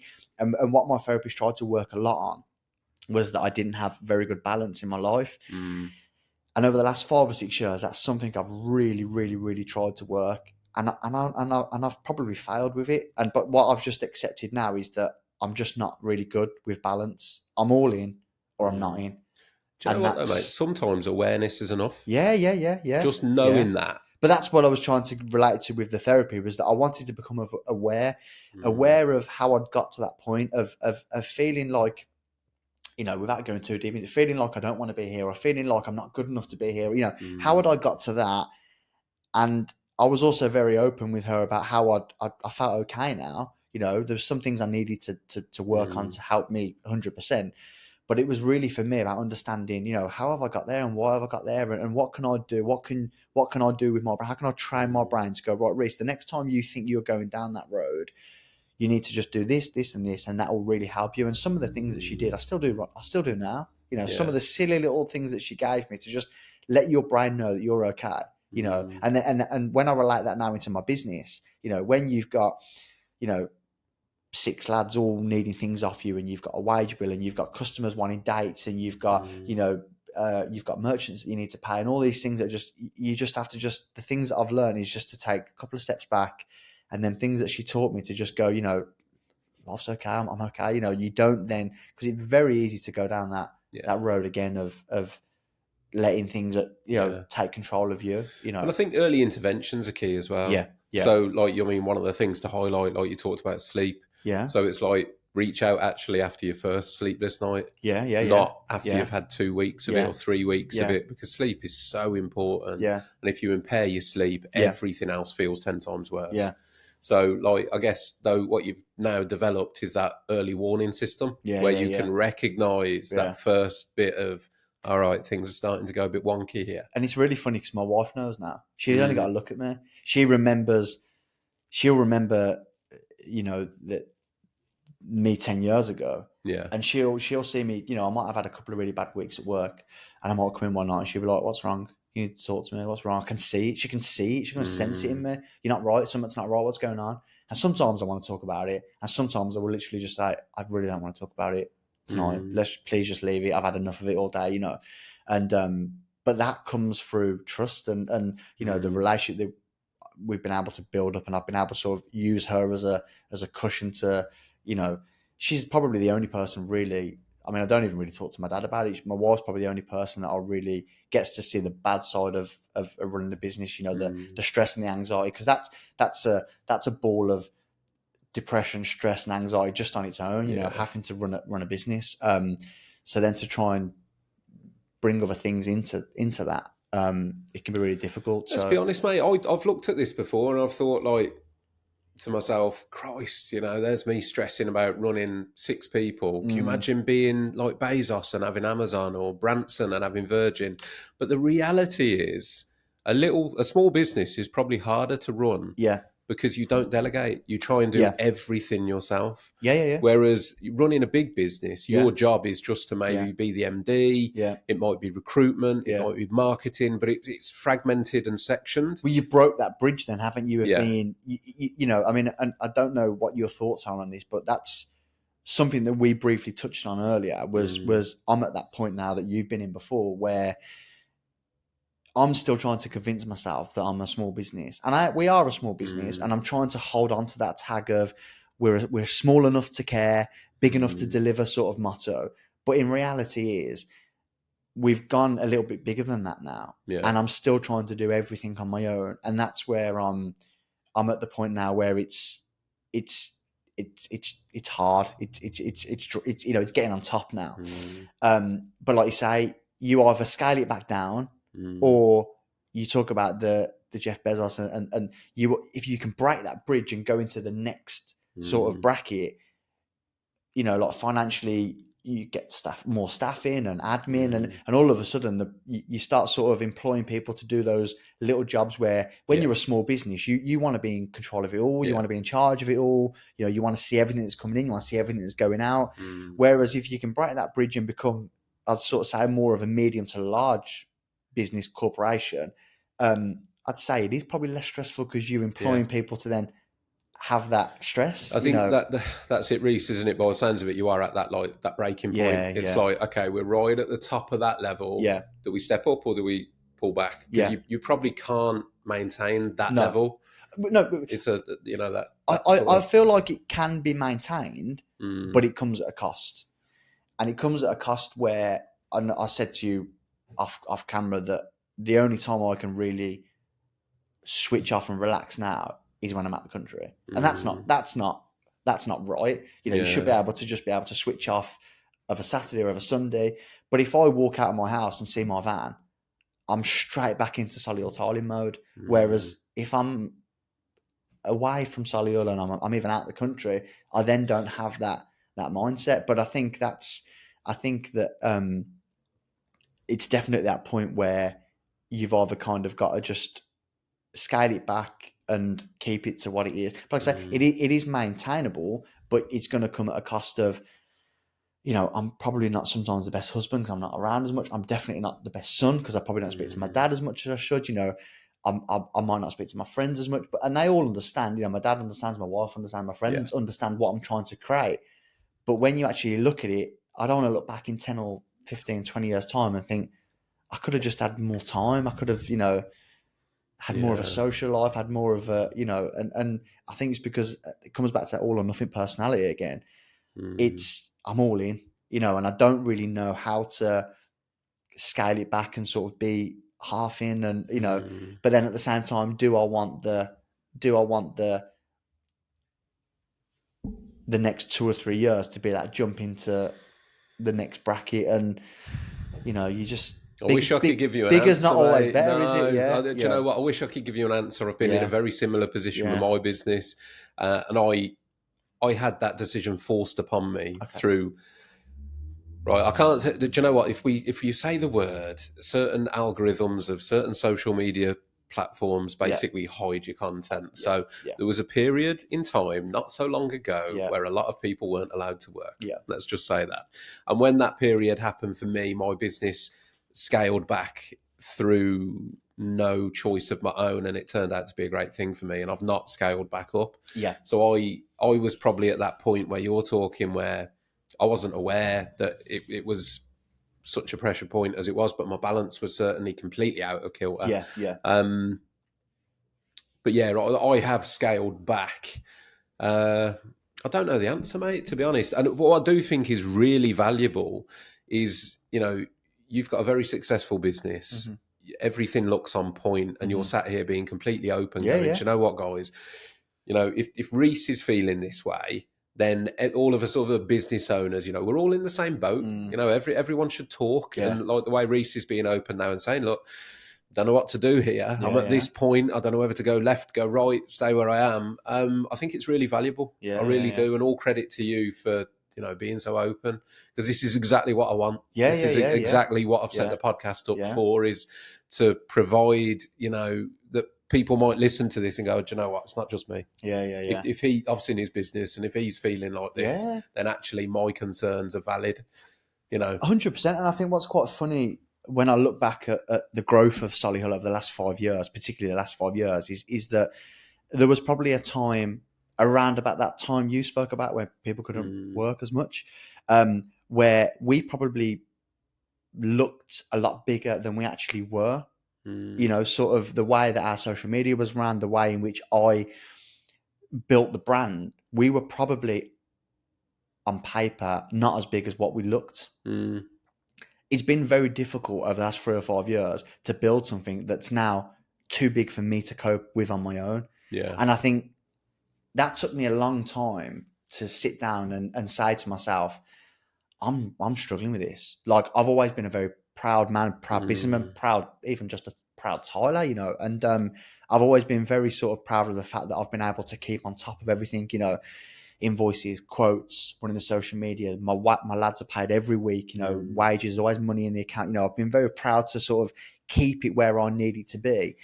And over the last sort of 6 to 7 months, it's gone, I've felt it definitely, I know my wife's felt it, it's gone into that bracket of where I now can't control it.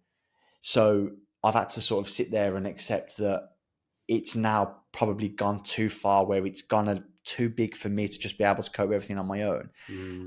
So I've now tried to sort of source admin staff and think, I haven't done that yet, but I'm even just accepting that I'm going down that route is me accepting that, I'm not afraid to say probably a little bit out of my depth here now. I've built, I got a bit emotional with my wife a few weeks back when things were really getting on top of me, and she just said, like, Reiss, what is it? And I said, I think I've just created a monster.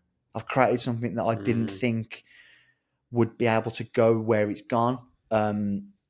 Purely just down to hard work, like determination, reputation, reliability, all those things that we've done consistently for 4, 5, 6 years have now come to a head. And, it's great with loads of work and the money's rolling in, but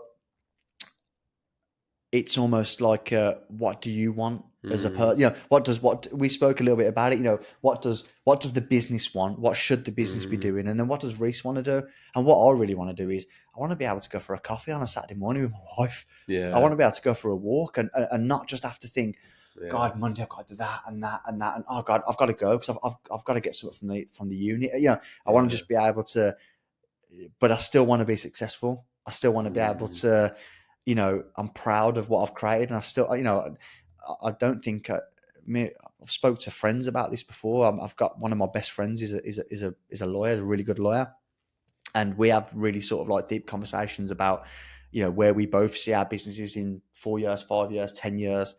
And that's good as well, just having somebody else to be able to sort of like reflect with and just sort of, we're in different businesses, different markets, but we both sort of want the same things out of it, and it goes back to what you just said about anybody that's, I'm certainly searching for anybody that's in my situation or who's been in my situation to say, I can't give you the answers, but I've been in your shoes and maybe you could try this or you could try that. But I think a lot of it just comes down to like what you want as a person as well, isn't it? I think, definitely, mate. And what you maybe would want would be very different to me and the next person and vice versa.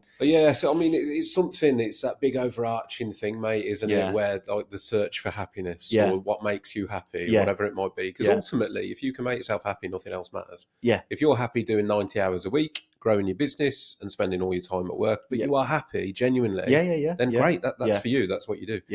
The problem comes when to me, the problem people sort of have in general is when we follow other people's values.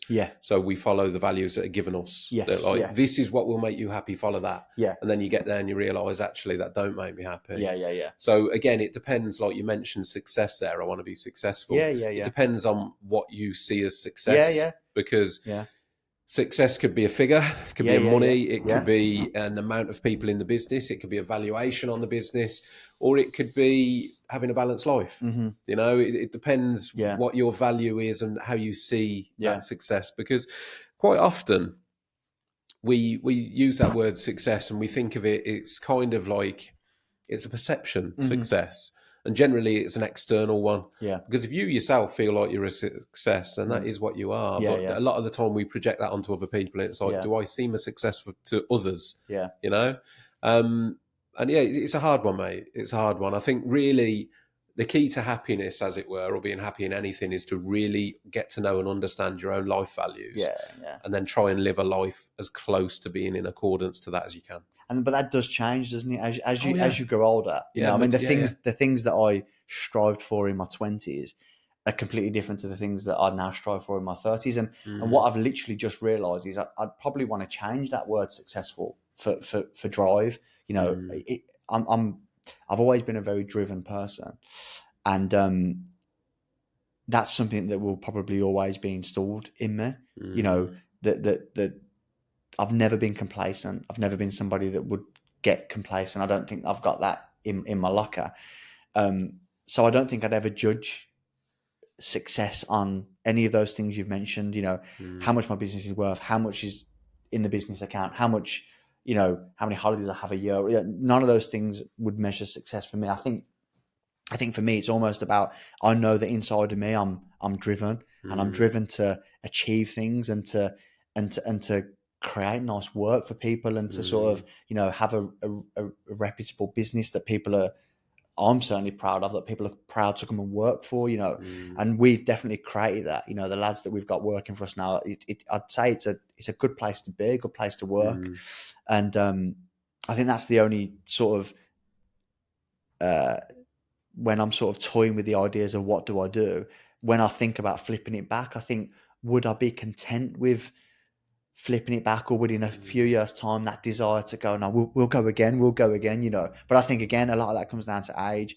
As I'm getting older, you want sort of more simple things in life, and if mm, I'd say I spent a large part of my 20s just chasing the big jobs, the big contracts, but then you learn very quickly they don't mean big profit for one. They don't always mean no, big success. Some of them can be big failures. yeah, So I think a lot of it is just deciding. And I'm at that crossroads at the moment where I'm trying to decide what I want to do in the next yeah. 5 or 10 years with the business, with me personally.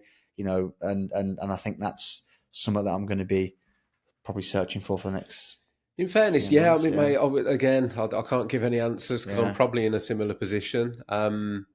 What does sound good to me is you've got that support network and you're mm, comfortable talking. yeah, yeah, So yeah, I'm sure, whichever way, and you might have to dip your toes in the water one way or another to yeah, find out, actually, how am I going to feel if I do this? yeah, Because a lot of it is the unknown. yeah, You don't know how you're going to feel if you upscale or downscale. yeah, And I guess as long as you've got that sense of purpose, and you've found your purpose, and if that purpose is the driven goals and setting new goals and achieving them, if that's your purpose, then yeah, great.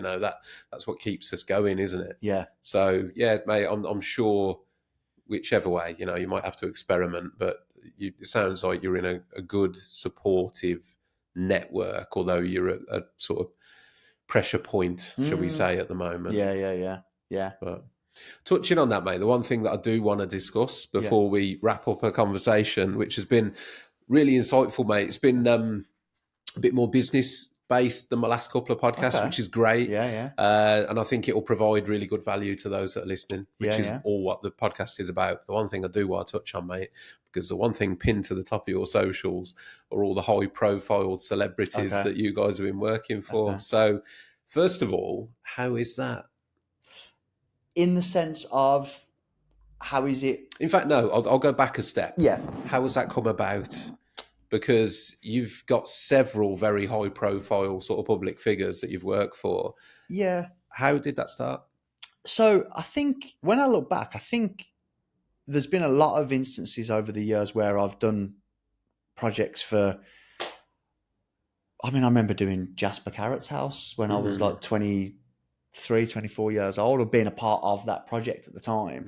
Mm. And I remember sort of getting his wife to sort of take a photo of me and him together outside on the drive. Yeah. The problem was 10 years ago, there was nowhere where you could Post showcase it. Yeah, yeah. I've got that photo somewhere in Yeah. my loft somewhere, you know. Yeah. I look about 12 years old and I'm there with Jasper Carrot, you know, having just tiled one of his bathrooms. So I think I sort of have done a few projects like that over the years.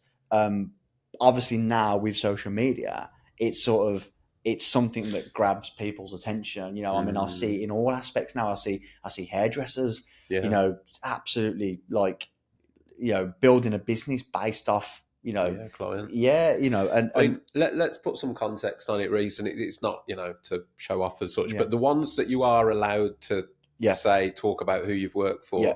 let's put some context for the Yeah. listeners, like Yeah. who have you worked for? So we've worked for several footballers.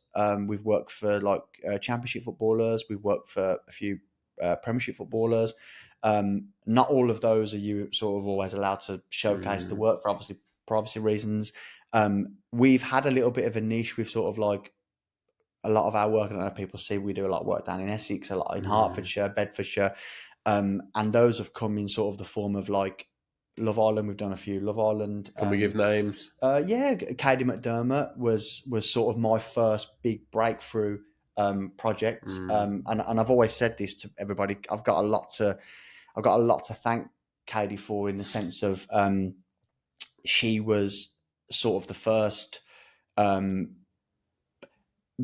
high profile client in that time, and that sort of when home accounts were sort of like really taking off and people were really investing their time and sort of money into, you know, showcasing their homes and their bathrooms and their kitchens. You know, there was only one or two really around at the time that was sort of pushing, you know, big numbers with people viewing their work. And Katie was one of them. And we were recommended to her by a few people locally in Solihull, believe it or not, because her management company is a Coventry-based company. Right. So we sort of got sort of introduced to Katie and her partner at the time in that way. And I didn't really think that much of it. To me, it was, you know, I knew of her. I'd watched her on TV. But it was just a normal client to me. That's how I treated her and a partner, and we sort of got that work, and we did a really good job for her. What I didn't understand and what I didn't appreciate at the time, because I'd never done it before, was the power of it. Yeah. And I mean, it's changing a little bit now. Social media is going a little bit sort of like negative, but at the time, sort of back in like 2020, you know, everybody was sort of all here for it, you know, and Katie was sort of, you know, pushing us across her social media pages, because that was the thing to do for her, you know, at the time, to sort of let people know that she'd got good people working in her house. And it just created this wave of followers, inquiries, other influences following us. You know, we sort of like a lot of other people from Love Island, TV shows like The Only Way is Essex. And again, in their world, they all sort of like speak to each other. Yeah. So all of a sudden we started having like, you know, we had in the space of 2 weeks, I mean, we'd had a direct message from Vicky Patterson, who was, you know, one of the winners of I'm a Celebrity, Get Me Out of Here. You know, she wanted some work doing at her house in Essex. And did you do the work? Yeah, we did. We did quite a sort of really bespoke dog shower for her, which was dog shower. You know, so we did that for Vicky, and then we got contacted by sort of Mark Wright, who was sort of the you know, the king of Essex, to sort of come and do a project for him. But the one that was like the big one was like, I don't know if you've heard of Alex and Olivia Bowen. I've seen it on your profile, mate. The Bowen home. Yeah, so we've just done their second home. So we've been working for Olivia and Alex for 3 years now, and so that they bought this big dream home, and they sort of spent a lot of money and invested a lot in doing that up, and we were fortunate enough to be recommended to Olivia, and we were part of that project. And then sort of, obviously, business is all about relationships. So with me personally, I've built up a good relationship with Olivia, and then she's taken us with her onto a sort of new house. So, but at the time when we did her first project, she was sort of the biggest home account. I mean, until Molly May and Tommy went and did one, they were like the biggest home account with the biggest following, the biggest traction, the biggest numbers, and we were right there in the forefront doing Front and her centre. bathroom. I mean, when we did her bathroom at the time, it was probably one of the most talked about bathrooms in the country. To be honest, mate, when it comes to houses, though, Reese, like kitchens and bathrooms are the one, aren't they? Yeah. They're the ones that probably get the most views and traction. Yeah. And you're in both of those. Yeah. So And so I mean, the list, as I say, we've done projects for people at the time that weren't as popular, so at the time, and they went on to be really popular. I remember we did a bathroom in Chelsea for Sam Thompson, who'd been in Made in Chelsea, and his partner at the time, Zara McDermott, who had just been in Love Island. So I remember Zara messaging me saying that would I be interested in giving them a prize for their bathroom? We'd come really highly recommended from Katie. And then so we went and did that project, built up a great relationship with them, and let's sort of fast forward 2 or 3 years, and Sam's just won, I'm a celebrity, get me out of here, and Zara's doing like really good documentaries on BBC. So you sort of like, it's but so you look back and you think, oh, it's really nice to have been involved in that project, because these people are evolving and sort of becoming bigger, and you get carried with that a little bit as well. You sort of people never forget that you did that work. And I've aside from actually just working for those people, I've met some great, builders, developers, plumbers, electricians along the way, that then you forming more relationships with them, so I've built some really good solid relationships with in particular the builder at Alex and Olivia's, and I've asked me to inquire for a few jobs like down Kent Way, and so you sort of just, it's all about relationships and putting yourself in that position to be able to have those conversations. And how, I mean, you touched on it briefly earlier about the pressure of like knowing that your work's going to be seen by millions, but is there a noticeable pressure if you're working for a celebrity, or have you because you've worked for quite a few now, so have you got used to it, or does it feel like there's a like, do you get starstruck to no. I think that's one thing that's always been worked in my favor, is that a lot of these like celebrities have obviously had a lot of people around them sort of maybe treat them differently, that they've maybe not asked for. And I think one thing I've always been good at is just going into their home and treating them like normal people. Normal customer. Yeah. They're just a normal customer, because that's what they are. They're a customer, And it's quite funny because like a lot of my friends and my wife's friends, that's sort of the topic of that, what they want to talk about, who are you working for next? But to me, and I'm just like, oh, we're doing a few jobs in Alf Church, and we're doing what? No, but what celebrity? That's what they want to talk about. But obviously to me, they are just like normal people, and that's how I treat them. And I've noticed that you get a lot back from them. They probably really appreciate that. They do, they do. They're just being treated. And particularly, I think, like, I mean, social media has kind of changed the ball game when it comes to celebrity. But a lot of these people that come off like reality shows like Love Island are just normal people.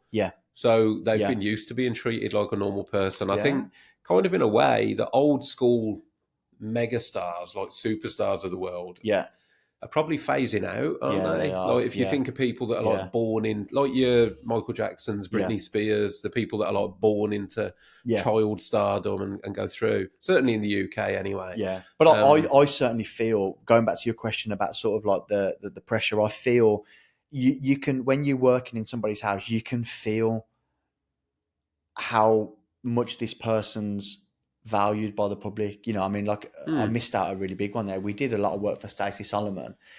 Oh wow! A lot of work for Stacey, and that didn't come through us, believe it or not. That came through, I mentioned the relationship that I've got with the builder that did a lot of work at Alex and Olivia, Steve from SW Nichols. So I built up a really good relationship with him. He then took me to Stacey's because he'd won a lot of work there. So we ended up doing a lot of work direct for, he let me deal with her direct. So when you're actually working in the house, you're obviously, your social media is blowing up. So you can really feel the impact of where you're working and who you're working for.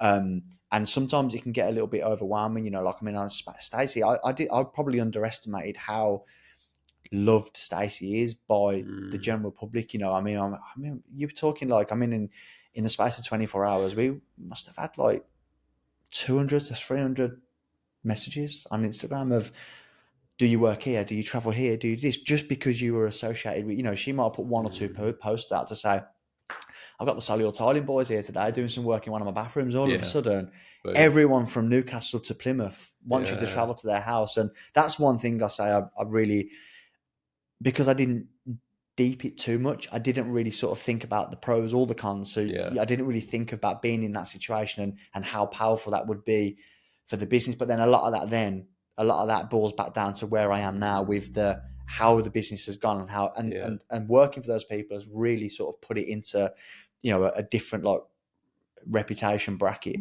But yeah, it's not something that I've ever really sort of worried about. I've just treated it like.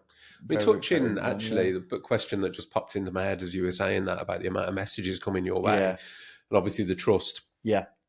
Do you ever get approached by like journalists and stuff like that, looking for, can you find this? Can you take pictures of this? And again, that boils back down again to what we spoke about, probably a little bit off camera with the trust side of things, and these people trusting you with their address, their phone numbers, and I've seen a lot of stuff in houses, in celebrity houses that you'd think to yourself, God, to somebody else, that would be a story. Well, it don't take what I mean? a lot, mate. Yeah, does it? That's what I mean. Because I think again, when these people start to trust you, their barriers come down. So you see how they live on a normal day-to-day basis.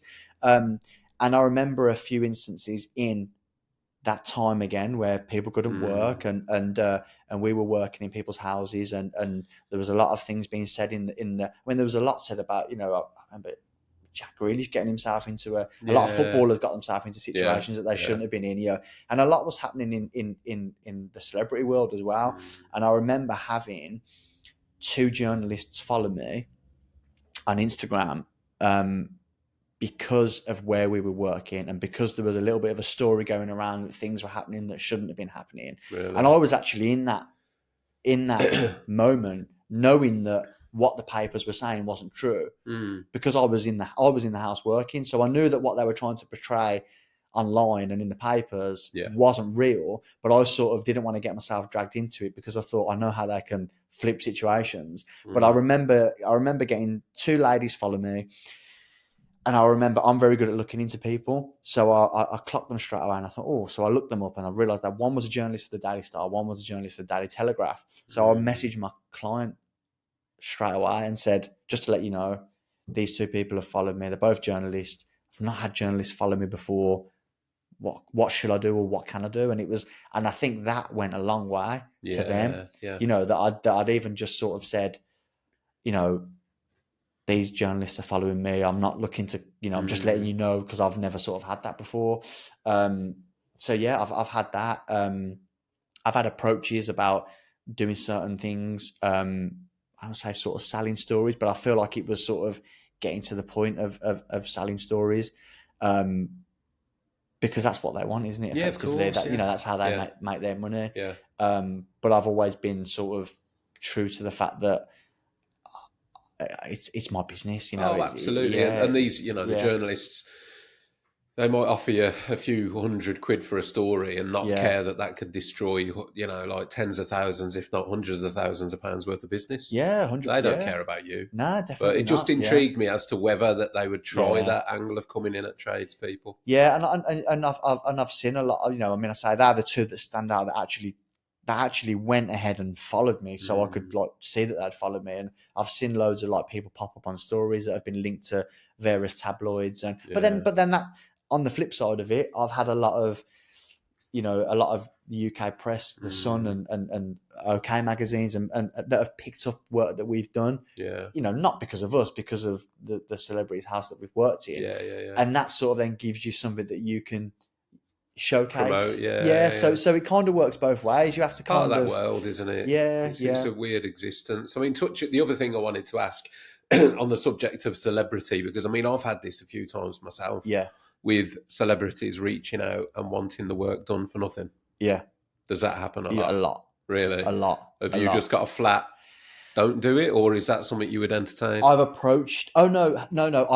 I've approached it in various different ways. some I've not even replied back to, which is probably bad. I mean, I had one girl in particular who not only messaged me on Instagram, but got my phone number and WhatsApp me, got their agent to email me and sort of put this presentation together that, you know, if I do this project for free, I'm going to get this, this, and this. And what I will say is we've turned a lot of customers down in the public eye because they've wanted the work done, I say for free, that they're willing to sort of, you know, film content for us and do things like that. But I've always been, it's very difficult for me when we've done work for the likes of Stacey Solomon, who's, you know, got 5 to 6 million followers. Yeah.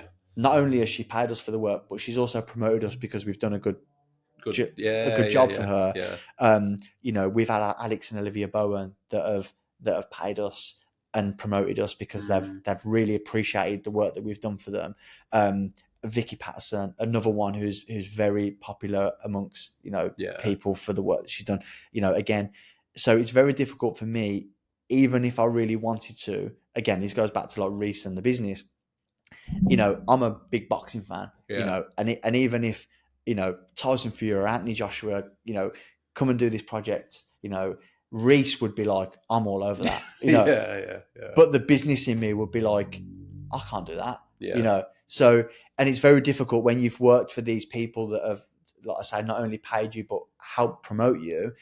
How do you then go and do something? It's got to be one rule for all. Yeah. How do you do something then for free that for somebody that's probably just had a couple of days on Love Island, you know, which I understand why they're asking, because if you don't ask in life, you don't get. Oh, absolutely, you know, and everybody has mate, perks to the job. You know, might not pay for tiles or, you know, bathroom. Everybody has perks in the job, and theirs is that there is people out there that are willing to do things for free. What I find is it's the ones that don't really have much to sort of offer back, if that makes sense. You know, the real sort of big ones are the ones that we've worked for that have paid. It's the ones that sort of have not really got much to offer, but they're like, oh, I might get a free bathroom here, and it's like, I can't justify it in any sort of way. That's it. I've had a few myself. And the answer has always been the same. Because to me, I mean, you do travel. I've stopped traveling. And I for one, for example, I had a very well-known person in Newcastle. Okay. So you can probably guess what show they were on. We've probably worked for people on the same show. Wanted a lot of work done for free. And there was all this promise of, well, I'll promote this. And there were private messages going back between me and this person, but didn't want to pay anything. Okay, and it was like highlighting, well, look, you know, I work with these people. And in fact, one of the things was they tried to, the sales pitch was that they'd worked with a hot tub company, and this hot tub company that they'd promoted had like sold like 40 something units off the back of their promotion. I was like, yeah, but mate, that's hot tubs. They can ship them all over the UK. I'm a painter and decorator. I don't want to work in Newcastle, one. And two, like, what audience you promote me to is not my demographic. So with all due respect, you know, if you want me to do your work, yes, I will. And I might move a few jobs around to try and accommodate you. But this is the price. And it was like, I'm not really looking to pay for it, mate. I was like, that's fine. That's fine. But yeah, I've had a few like that. Yeah, I mean, we the only one that I've ever said no to, that made me think, would that have been good for the business, was I had a lady approach me about 3 years ago, and she was very honest and open. And she said, look, I want to get my bathroom retiled.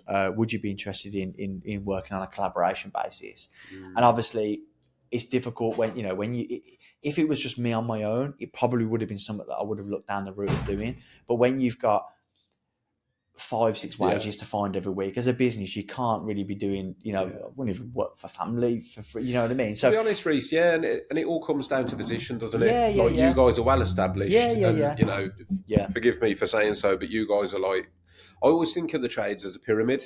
And it sounds really arrogant when I say that, but I've always aimed to put my business at the top of the you know, like private demographic, to be at the top of that pyramid. And there's only so many of those businesses around.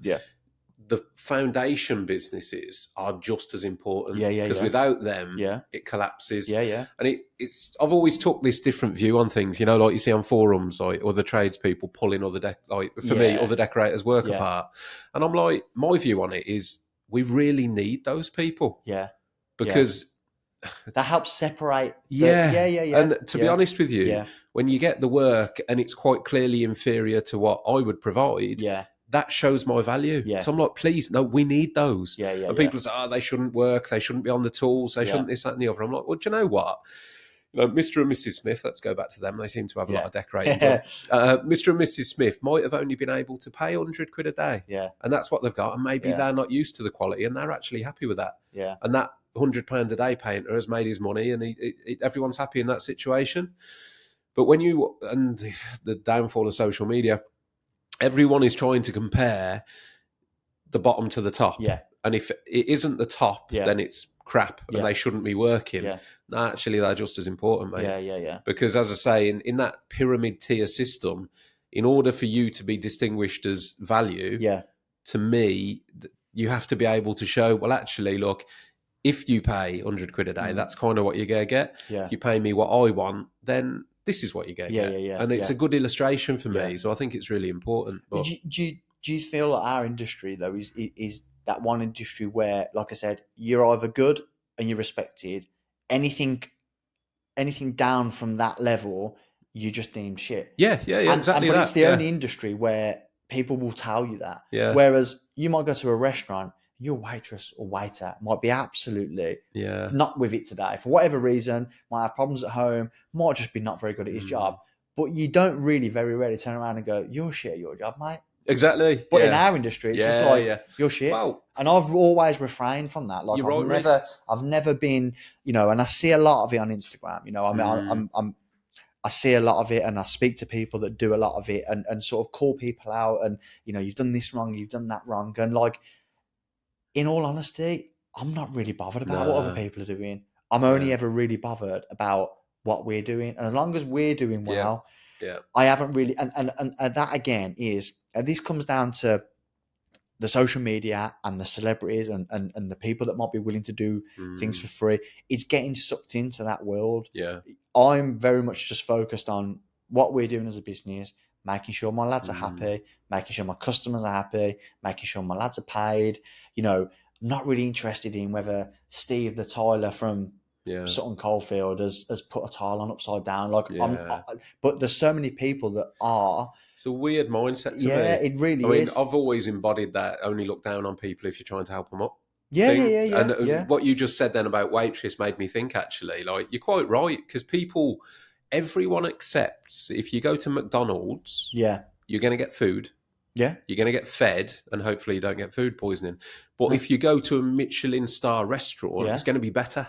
Yeah. And everyone accepts. And then there's the ones in the middle. You've got, your Toby Carvery's, and then you've got your Miller and Carter's. And there's that progression, the pyramid of restaurants. Yeah. And everyone accepts that it's still actually, it's okay to eat at McDonald's. You know what you're going to get. Yeah. Same as the building trades to me. Yeah. Like, it's okay to have those people. Yeah, of course. But you know what you're going to get. Yeah. But if you aspire to be the Michelin chef, then there's a much fewer percentage of businesses that achieve that level. Yeah, 100%. I agree with to that. me, it needs to be that way. Yeah. But as you quite rightly said, it's a weird industry in that you don't ever see anyone look at a picture and go, actually, that's a really good effort for an intermediate level, intermediate level tiler there. Yeah. So good effort there. Yeah. You don't do it. It's just like you said, it's either perfection or shit. Yeah. I think about silly things like I've been in the back of a taxi and the driver might be driving really slow, or he might be racing, and you might turn to your friend or your wife and go, "Oh my God, he's racing a bit," or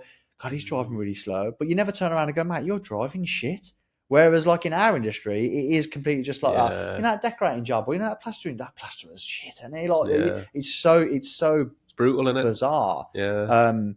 But like you said, I've never really thought about that until you've just said. But the bad ones and the mediocre ones, and it all helps separate the levels. And there's levels in every business, every walk of life. 100%. I want to finish that story what I said, because it's funny, because you asked me about the celebrity stuff, and I quite like the fact that you asked me about the stuff involving asking for free. And it's quite interesting that you got asked as well, because I get asked a lot from like family, friends, and even people on like social media will ask me, would you ever get asked for things for free? And like, yeah, we do. We get asked all the time. It's whether or not as a business you choose to go down that route. And the only one that I ever thought maybe we missed a trick was that, say, a girl asked me a few years ago to help retile a bathroom, and I'd not gone down that route anyway. But I just kind of thought, I mean, even if I was going to, I'm not really going to get anything out of this. So I really politely just declined and just said, look, I'm not, my business is not set up for that. Unfortunately, we're not. 2.5 years later, she's like one of the main characters in Coronation Street. And I remember just sitting on the sofa thinking, maybe I should have done that. Thinking, putting your business head back on again. Like Reiss as a person would like, I'm not going to do work for free. But sitting on the sofa that one night thinking, she's now on Coronation Street, like one of the biggest shows in the UK. Like we could have been associated with that, something that we could have promoted, something that we could have used, to maybe a different audience. But that's probably the only one that I've ever thought. She actually still follows me now, but it's the only one that I've ever thought, maybe you should have. Yeah, maybe I think you've got it right, mate, yeah. because I think what you quite rightly said at the very beginning when I asked you that question was that by setting your stall out correctly to begin with, like you charge, and it doesn't matter who you are. Yeah. You imagine if you had done her work for free and then she'd have passed you on to, because Coronation Street's got a bloody big cast. Yeah, of course. You know what I mean? Yeah. Then it's like, yeah. do you know what? I had my bathroom done for free by Solihull. Yeah. And then you've got 30 cast members ringing you up. Yeah. All expected. None of them would want to pay. Yeah. You wouldn't be able to. because once you've done one, that's it. And then, let's talk soaps. I mean, I bet they all talk. So you've got Coronation Street, EastEnders, and all those kind of guys. So now I think 100%, mate, I'd back your approach on it. Yeah. And my approach would be very, very similar. Yeah. Because I always just think of what you just said. What am I going to get out of this? Yeah. And as much as the kudos is good, for me, in my industry and demographic, I kind of think, well, if I'm being honest, a lot of the clients that I already work for who are just business people and very successful in life are probably much better off than some of the people that are in the public eye. Yeah. So to me, the people that follow the people in the public eye, I think what you've done is great because you've got into that circle and you've been passed around the celebrity circle. Yeah. But how many of the followers of those celebrities do you think actually contact you to work for them? Probably more than I thought. But again, I'm being really open and honest and saying that I went into a lot of that work with almost no expectation, no understanding of how that world, I'm old school, so to even understand how all that world works, I mean, I remember sort of like just winging all the Instagram stuff, and then sort of getting involved with a few of these like celebrity influencers and sort of asking their advice on, how do I do this and how do I do that, and sort of getting their advice. I might have looked like I knew what I was doing, but I certainly didn't. So yeah, it's a little bit of a mad world, but it's also had its negatives as well. Like people don't really talk about that. I've certainly not really spoken a lot about it, but when you sort of put yourself in that bracket of working for those people, you ostracize yourself as a business from a certain criteria of people that one then think that you're too expensive for them and that there's no point getting a quote from them because they're going to be way ahead of where our budget and expectations are. And you also get what I've felt a lot is sort of a pool of customers that think, well, they're not going to want to do my silly old little job, my downstairs toilet in Kings Norton, and actually that's something that I've had to understand and I've tried to reverse. Yeah. Because the celebrity work has been great and it's helped build us a profile and a business to win a certain type of client. But I'd never turn work down for anybody. Yeah. But it's that mindset that people, they've been working at Stacey Solomon's house. They're not going to really want to come and do, but we do. You know what I mean? And I've had probably 20 instances where I've had a husband or a wife or an elderly couple ring me and say, would you be interested in pricing for the tile in our bathroom? Yes, of course I would. I go around there, I meet them, I price the work. And while I'm there, I say, I've just noticed that you've recently had your kitchen floor done. Yeah, we did. We had that done last year, and we didn't ring you for that one because we just thought that you wouldn't want to do it, but we weren't really happy with that. So this is why we've rang you this time, and it's sort of like it's a compliment, but it's also not at the same Yeah. time. I think that's what. So I listened to that, and I've almost sort tried to sort of refrain a little bit from that as well. And you might not have seen it, but we've put a lot of posts up recently, or especially over the last 12 months, of like, please don't not ring us, even if it's a small job, Okay. because we might look like a big business, but It's worth noting, actually, Reese. yeah. I've actually experienced a similar thing, not with celebrity, but with some of the more grand properties that we've Sorry, worked and on. yeah, and that as well. So you're Yeah, mixing the celebrities with the sort of big 2-3 million pound houses in Birmingham yeah, anyway, because you worked at that bespoke level, and people then just automatically presume that you yeah, wouldn't want to do their yeah, yeah, work, yeah. I've and had it the same. and I've I've had the and I've, same I've actually I've comments. actually sat in somebody's kitchen and said, "Would you be willing to pay me for that work?" Oh yeah, of course we would. So why wouldn't I want to do it? Mm, And that and it's that light bulb moment where they kind of go, "Oh yeah, we never really thought of it like that. We just thought that you'd be too busy." And yeah, but you didn't yeah. ask, so you know what I mean. And that's one thing that I felt very early on. I'm very aware, and I say like I'm very aware of everything that's going on in the business, and I felt that very early on that we were missing out on opportunities, especially locally. Mm, Don't get me wrong, there was a lot of people that were calling us up, and we'd won the work before we'd even priced it, purely because of the fact of where we'd been and who we'd worked for. And we are now in that little bit of a pretentious world where it's like, oh well, we've got Solihull in our, you know what I mean, that sort of thing. the um Rolex, mate. yeah, but we were missing out on a Mm, lot of smaller opportunities that could have turned into bigger things because people would mm. just presume that we wouldn't want to do it. Look, in And another way, though, Reese, we can't have it all, can no, you we? can't. You You know, can't. I'm a very similar mindset to you, and Yeah, I've done that. I'm very self-critical, you yeah, know, and you like you take the win, and then you go, oh yeah, but what does it cost me? yeah. That's the Um, ambition, though, isn't it? it That's the is, the yeah, willingness to want to sort of. It comes back to what I said about the complacency. It's the ambition to want to keep being better, striving for better. Am I delivering a yeah. good enough service? Is my business, one thing I'm not really good at is, and this comes back down to sort of the time aspect, is I've become not as good as I was 12 months ago at getting back to people, Mm, because that's where the business has gone into that next level. And I can't, the one thing I might take 2 days or 3 days now, whereas before it was within 5 or 6 hours, yeah. because you've just got so much going on. Again, that's just being aware of your business, and where can I improve? Where can I, you know, give better value for money? Because it comes back Mm, to that pyramid again. If people are paying that level at the top that you advertise yourself to mm. be, you've then got to deliver not just on the work, but your communication, Everything, your yeah, the transparency, package, everything, yeah, everything. Your cleanliness, everything. Um, and that's something that you will remember this as well. But 15 years ago, people are a lot more. Again now, like with the review system, people can just go onto Google and leave you a bad review. Oh, we didn't. He left mess everywhere, and all of a yeah, sudden, you're only as good as your last yeah. your last job. And You're right. It's frightening. yeah, That. it is really frightening. Yeah, but apart from that, it's all good.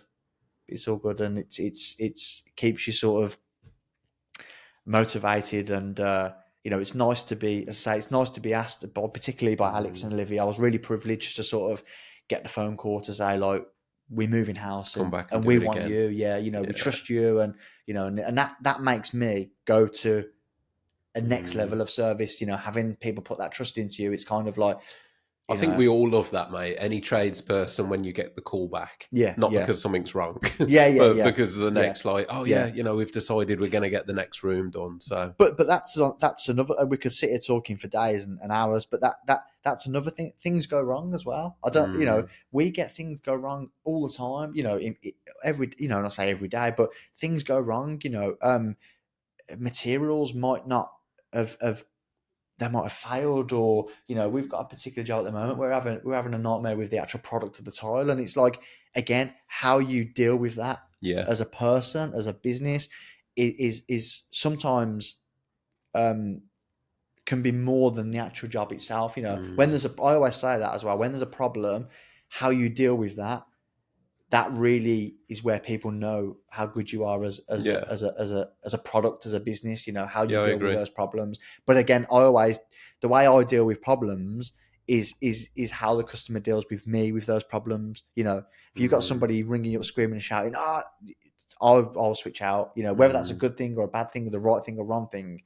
You know, if someone will really like sort of calmly, politely ring me up, you know, look, we've got this issue, you know, we don't know what it is, and that then, you know, makes me want to, you know, I'm going to investigate. I want to make sure this doesn't happen again, and because I think that's something that's not really talked about like in our industry. Again, you've got the really good guys, and you sort of got the good guys that get all the praise, and you've got the bad guys that get all the shit. But the good guys still get bad stuff that goes wrong. You know, everybody has, time. you know. But and I haven't really had the time, and I've wanted to do this a few times on projects where we may have had, you know, a screed fail, or we've had sort of, you know, something, I can't think now off the top of my head, but something's got, you know, plaster's not quite dried, and, you know, a few months down the line we've had a couple of tiles come loose, or and sometimes I've wanted to be able to demonstrate these things and put them across the social media to say, like, we're not a perfect company, you know, we might look like it, you know, but we're not. Things still go wrong, you know, we still get issues and problems, and it's just, a lot of it's just how you deal with them and how you sort of how you cope with them. You know, a lot of people, some people take criticism, not that that's criticism, but some people would see that as criticism, wouldn't they, and sort of shy away from it. It is, like you said, it's all part of the business. There's no business out there that won't have problems. Yeah. High end, low end, whatever it might be. Like the same as me, I have problems. Yeah. But again, I think I've adopted a very stoic view on life now, which is that there's no such thing as a problem. It's no streaming, man. A test.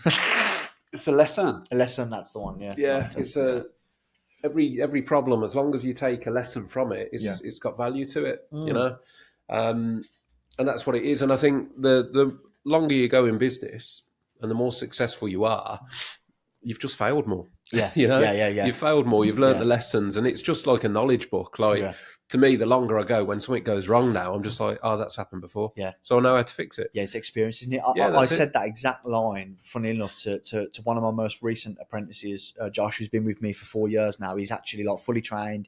He's out there on his own, doing some great work, got a great work ethic. And he rang me up a few months ago on a job, and he was like really stressed. He was really down, and like he'd had a few problems on this particular job. And I could see it was really troubling him. And we've all been there, you know, that when you go to bed at night and you wake up in the morning and you're dreading going to work. And I was really looking forward to him getting to the end of the job and getting over the line. And he got over the line, and he ended up doing it really well. But these problems were sort of like that. I could see that was eating him alive. Yeah. So we sat down in the van. I said, "What's the matter, mate?" He said, I just had a really difficult time on that job. And I said, "But you got through it." I said, "If you went to work every single day," I said, "I know this sounds really bad." I said, "I want you to come across problems. I want you sort of seeing that you're stressed." And he went, "What do you mean?" I said, "Because at the moment, at the stage you're in, you've only been doing this industry for like 4 years. You're still like very green to it." I said, "The days that you go to work and you have problems, you're going to learn from." Yeah. I said, "If you go to work every day for the next 2 or 3 years for me," I said, "and every day is a doddle and you just throwing tiles up and you're earning money," I said, "You're not going to learn anything." Learn nothing. I said, "You're going to really learn from them days where you struggle, but you come through it."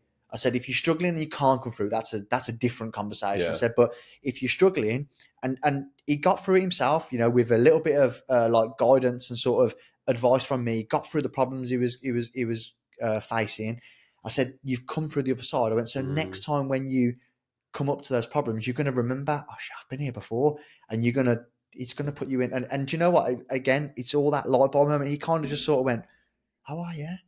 I go, "Yeah, I'll know how to deal with that next time." I was like, "But if you don't go through it and deal with it, that's the whole point of an apprenticeship." And then me still being there to sort of help you through these problems is that you've got to learn from them, and then Do you know what, man? It was probably, when I was going through business and life in general, it's probably the most important sort of mindset change that I adopted, which is to be grateful for the value of the failures in life. Because failing is, like you said, is where you learn your lesson. Yeah. If you repeatedly fail at the same thing, there's an issue. Yeah. But if you fail once and then you evaluate what went wrong, what happened, what can you change, what can you try, mate, be grateful for that. You know, that's 100%. a lesson that's been given to you. Yeah. You're now a better person for it. Yeah. Whereas, as you quite rightly said, when everything goes smooth, you don't learn anything from your wins because Yeah. you don't have to change anything. Yeah. You know, it's like, oh, I did that, it worked, so I'll I'm do it gonna again. keep doing that. Yeah, exactly. Yeah. But there's no progression No, there. no. And it's those faults and those problems that then make it. And mate, I'm 23, 24 years in business now, and I'll still drop the ball now and again. Yeah, yeah. I got humbled last year. Yeah. I mean, again, it's a longish story, Yeah. but I won't go into it. I went against my own better knowledge. I should have known better. I agreed to do something that I knew I shouldn't have done, and it all went wrong. Yeah. And it was Did one you of have those. that gut in your feeling that? Yeah, mate. Looking Yeah. back, I mean, do you know what? I'm not going to leave it as a cliffhanger. I'll Yeah. try and condense it. So it was a job for an interior designer. Yeah. That, how can I put it? I've bailed out many times before. Yeah. Who does not learn from lessons? Yeah. And it was a particular job for wallpaper, and they'd actually got another decorator on the job. Okay. That was doing all the painting, and then this particular decorator had been given a wallpaper that they quite rightly turned around to the designer and said, "I'm not happy to hang that." Yeah. It was a ryegrass type lime grass paper. It's I've specialist seen that hanging, commercially. Yeah. which is fine. I've done them many Yeah. times. So rings me, Russ, got a problem, got this project. The decorator has just told me now that they can't hang the paper. When I turned up on site, the decorator said day one, I said I can't hang the paper. Yeah. The paper was a last minute addition. Anyway, Yeah. so asked me if I can go in for just one day to just hang this paper. So I booked it in. Is everything okay? Do you need me to do a site visit? No, it's fine. It's all bare walls, ready to go. Prep will be done. Just come and hang the paper. Right, okay. Well, I turned up on the morning, walked into the room. First thing I saw, there's lining paper on the walls. And I've gone, there's already paper on the walls. And she literally looked at me and went, is there? I'm like, yeah, I can't hang over that. Why not? It's sound, everything's fine, blah, blah, blah. I said, look, anything can happen. The paste can react with the paper underneath. It can lift, it can bubble. I don't know who put that up. I don't know what paste is used. No history Nothing. of Exactly. Yeah. We've papered over lining paper all the time. I said, maybe, but this is painted lining paper. I don't even know if it's lining paper. It could be an old wallpaper. Anyway, long story short, I said no several times. I had all the pressure put on me. Furniture's come in, job's got to be done, blah, blah. And in the end, I had the conversation. I lined out all the things that could go wrong. Said, look, I'm not taking any liability if it does go wrong. Yeah. The designer agreed to it all. Yeah. You know, no, please, you'd be doing me a massive favour. Just get the paper on. Yeah. So you can imagine what happened, mate. Yeah. So they were big continental size, extra wide rolls. Yeah. Put the first 4 drops on, went up, waited, was fine. Anyway, after about 2.5 hours, first bubble. And I was like, oh, here we go. Rung the designer again. I said, look, got an issue. It's bubbled. Yeah. And they said, well, what's going to happen? I said, look, I'll be honest with you. If the bubble don't go down, if it's lifted from the back, it's all got to come off. Yeah. Like the whole lot, the paper behind. Because she said, well, what have we got to do? I said, it's all got to be stripped. Yeah. Strip it all off. The walls have then got to be prepped, possibly relined, then papered. Yeah. Haven't got time for that. Right, okay. So anyway, this bubble comes up, rung her. And gone, look, there's a bubble. Send me a picture. Sent a picture. Right. Well, what's going to happen? I went, look, it's 50-50. So that it could go back down. I say, sometimes I dry back. Sometimes I don't. Yeah. Anyway, again, got approval. And it was like, no, put it up. Whatever will be. It's my problem, Russ. If it goes wrong, you've warned me, blah, blah, blah. But we've got to do this. So I put it up. Anyway, message on the evening. Thanks very much. Send me the invoice. I'll get you paid. Sent the invoice. Didn't get paid. So Monday, I've chased the invoice. Like, did you get the invoice? Yeah, I got the invoice. But there's a bit of a problem. What's that then? The bubbles haven't gone down. Well, I told you this might happen. Well, what have we got to do? Well, it's all got to come off. Like, I've told you. Yeah. Well, I'm not paying you because I've now got to resupply the wallpaper. I can't pay your labour cost when I've got to resupply. It's now cost me X amount of money. It wasn't cheap. And you know what, mate? I didn't even argue it, Reiss, because I thought, this is actually my fault. I should have walked off the job. I should have just stood by my principles in the morning and gone, sorry, I'm not doing it. And that got thrown at me. Yeah. It got thrown at me. Well, you're the professional. You should have refused. I was like, I did refuse. I refused 3 times. But you pushed and pushed and pushed. You said you'd take full liability. And if I'd have been sensible, mate, there's probably people listening now going, you prat. Like, what were you thinking? I wasn't thinking. Yeah. I thought I'd covered myself. But if I was being honest with myself, why would she pay me if it failed? Why would she pay me if she had to resupply the wallpaper? She's always going to try and blame me. Yeah. And that's what happened. Yeah. And this was like last year, I think. And I walked off that one. And again, I just went, you know what? I'm actually grateful for being humbled, Yeah. and I'm grateful for the lesson. Lesson learned. Yeah, exactly. See, in that instance, that's where it's good to have a best friend who's a lawyer, because I'd have had that sent straight over to us, a disclaimer to sign. But like you said, I've done very, very, very similar thing, and that probably comes down to your willingness to just please people, isn't it? You know, I'm going to get this job done for you. Almost want to prove yourself wrong and her, but then actually, in hindsight, you've been doing it long enough to know, know there was going to be problems. I couldn't have won in the situation, Reese, because had I have refused to do it, I would have been the decorator that dropped her in it, because I wouldn't hang it. However, I should have stood by my professional integrity and gone, no, because it's my reputation. More so, that was a problem. I risked my reputation by doing that job, and I shouldn't have done it. But lesson learned, it was, and I think, again, because it was only a one-day, one-off, in and out job. If it had been a week's work, 2 weeks' work, or even a few days' work, I wouldn't have risked it. But I guess, again, there was a part of me going, well, I'm here now. If I walk away, I'm not getting paid. If I put it up, I might as well try and get paid. Exactly. I get that. But I shouldn't have. I should have stood by the integrity of the work. So, like I say, lesson learned. You get. I get that. It's a gut, and you should trust your gut. And I get that on jobs now, and I can think straight away to myself, I don't want. This is not a job for us, because just something, I don't know what it could be, just a gut feeling that tells me there's going to be problems here. Whether that could be down to the prep work, or maybe a particular set of builders on site that I think, I'm not really too sure about them. Are they going to stand on me if there's a problem? You just get a gut feeling. And years ago, I'd have just ignored that gut feeling, because you're chasing the money, you're chasing there's almost the willingness to prove yourself wrong. Whereas now you just go, I'm not. As we say there, mate, that's experience and a life lesson. 100%, And that's the thing, you can get so focused on what went wrong and the bitterness of that, and become a victim to it. And, you can go on for years about that nightmare job that cost me a couple of grand or whatever it was. In reality, if you flip that and you think, actually, I learned a really valuable lesson. Cost me, it was an expensive one. Yet there was value to it. Then it reframes it to me. 100%. I'm the same both ways. So I won't never dwell on a project that's maybe not gone the way I want it to. I also won't sit there and bask in my own glory of a project that's gone really well. It's almost like, great, good one, bank that, onto the next. And that's something that I've had a lot of people around me be like, sort of, God, that job, and you should be doing this and that, and I just think, but it's just another job. I'm on to the next one. Let's keep the standards. So that works both ways, because you learn in all aspects. Whether you learn from the jobs that go really well as the ones that can go. Oh, absolutely, You can learn from your efficiency when you put things into place and everything. So no, it's a valid point. But I think we're going to have to wrap this up, because we're going on. But again, I hope people are taking value from it. I think there's some really good business lessons in there. Really appreciate your time, your value, your knowledge, mate, because you've been at it a long time. Thank you. As far as I can see, mate, I'm not blowing smoke. You're at the top of your game. Thank you. So it's really good to listen to a bloke like you talk about what you're struggling with, what you're doing well, where your aspirations are. So it's been really insightful, mate. It's 100% provide value. Before we do wrap things up, I know we said it at the beginning, but just tell anyone who's listening again where they can find you. On our Instagram page, Solihull Tiling Specialists. We're on Facebook, again, Solihull Tiling Specialists. I think we've got a Twitter page as well. I don't think I run that, but we've got a Twitter page. Mainly, get us on email. That's how it is. As I always do, Reese, I'll put all of Reese's details in the episode description. So wherever you're listening to this, check out the description of the episode. Reese's details will be there.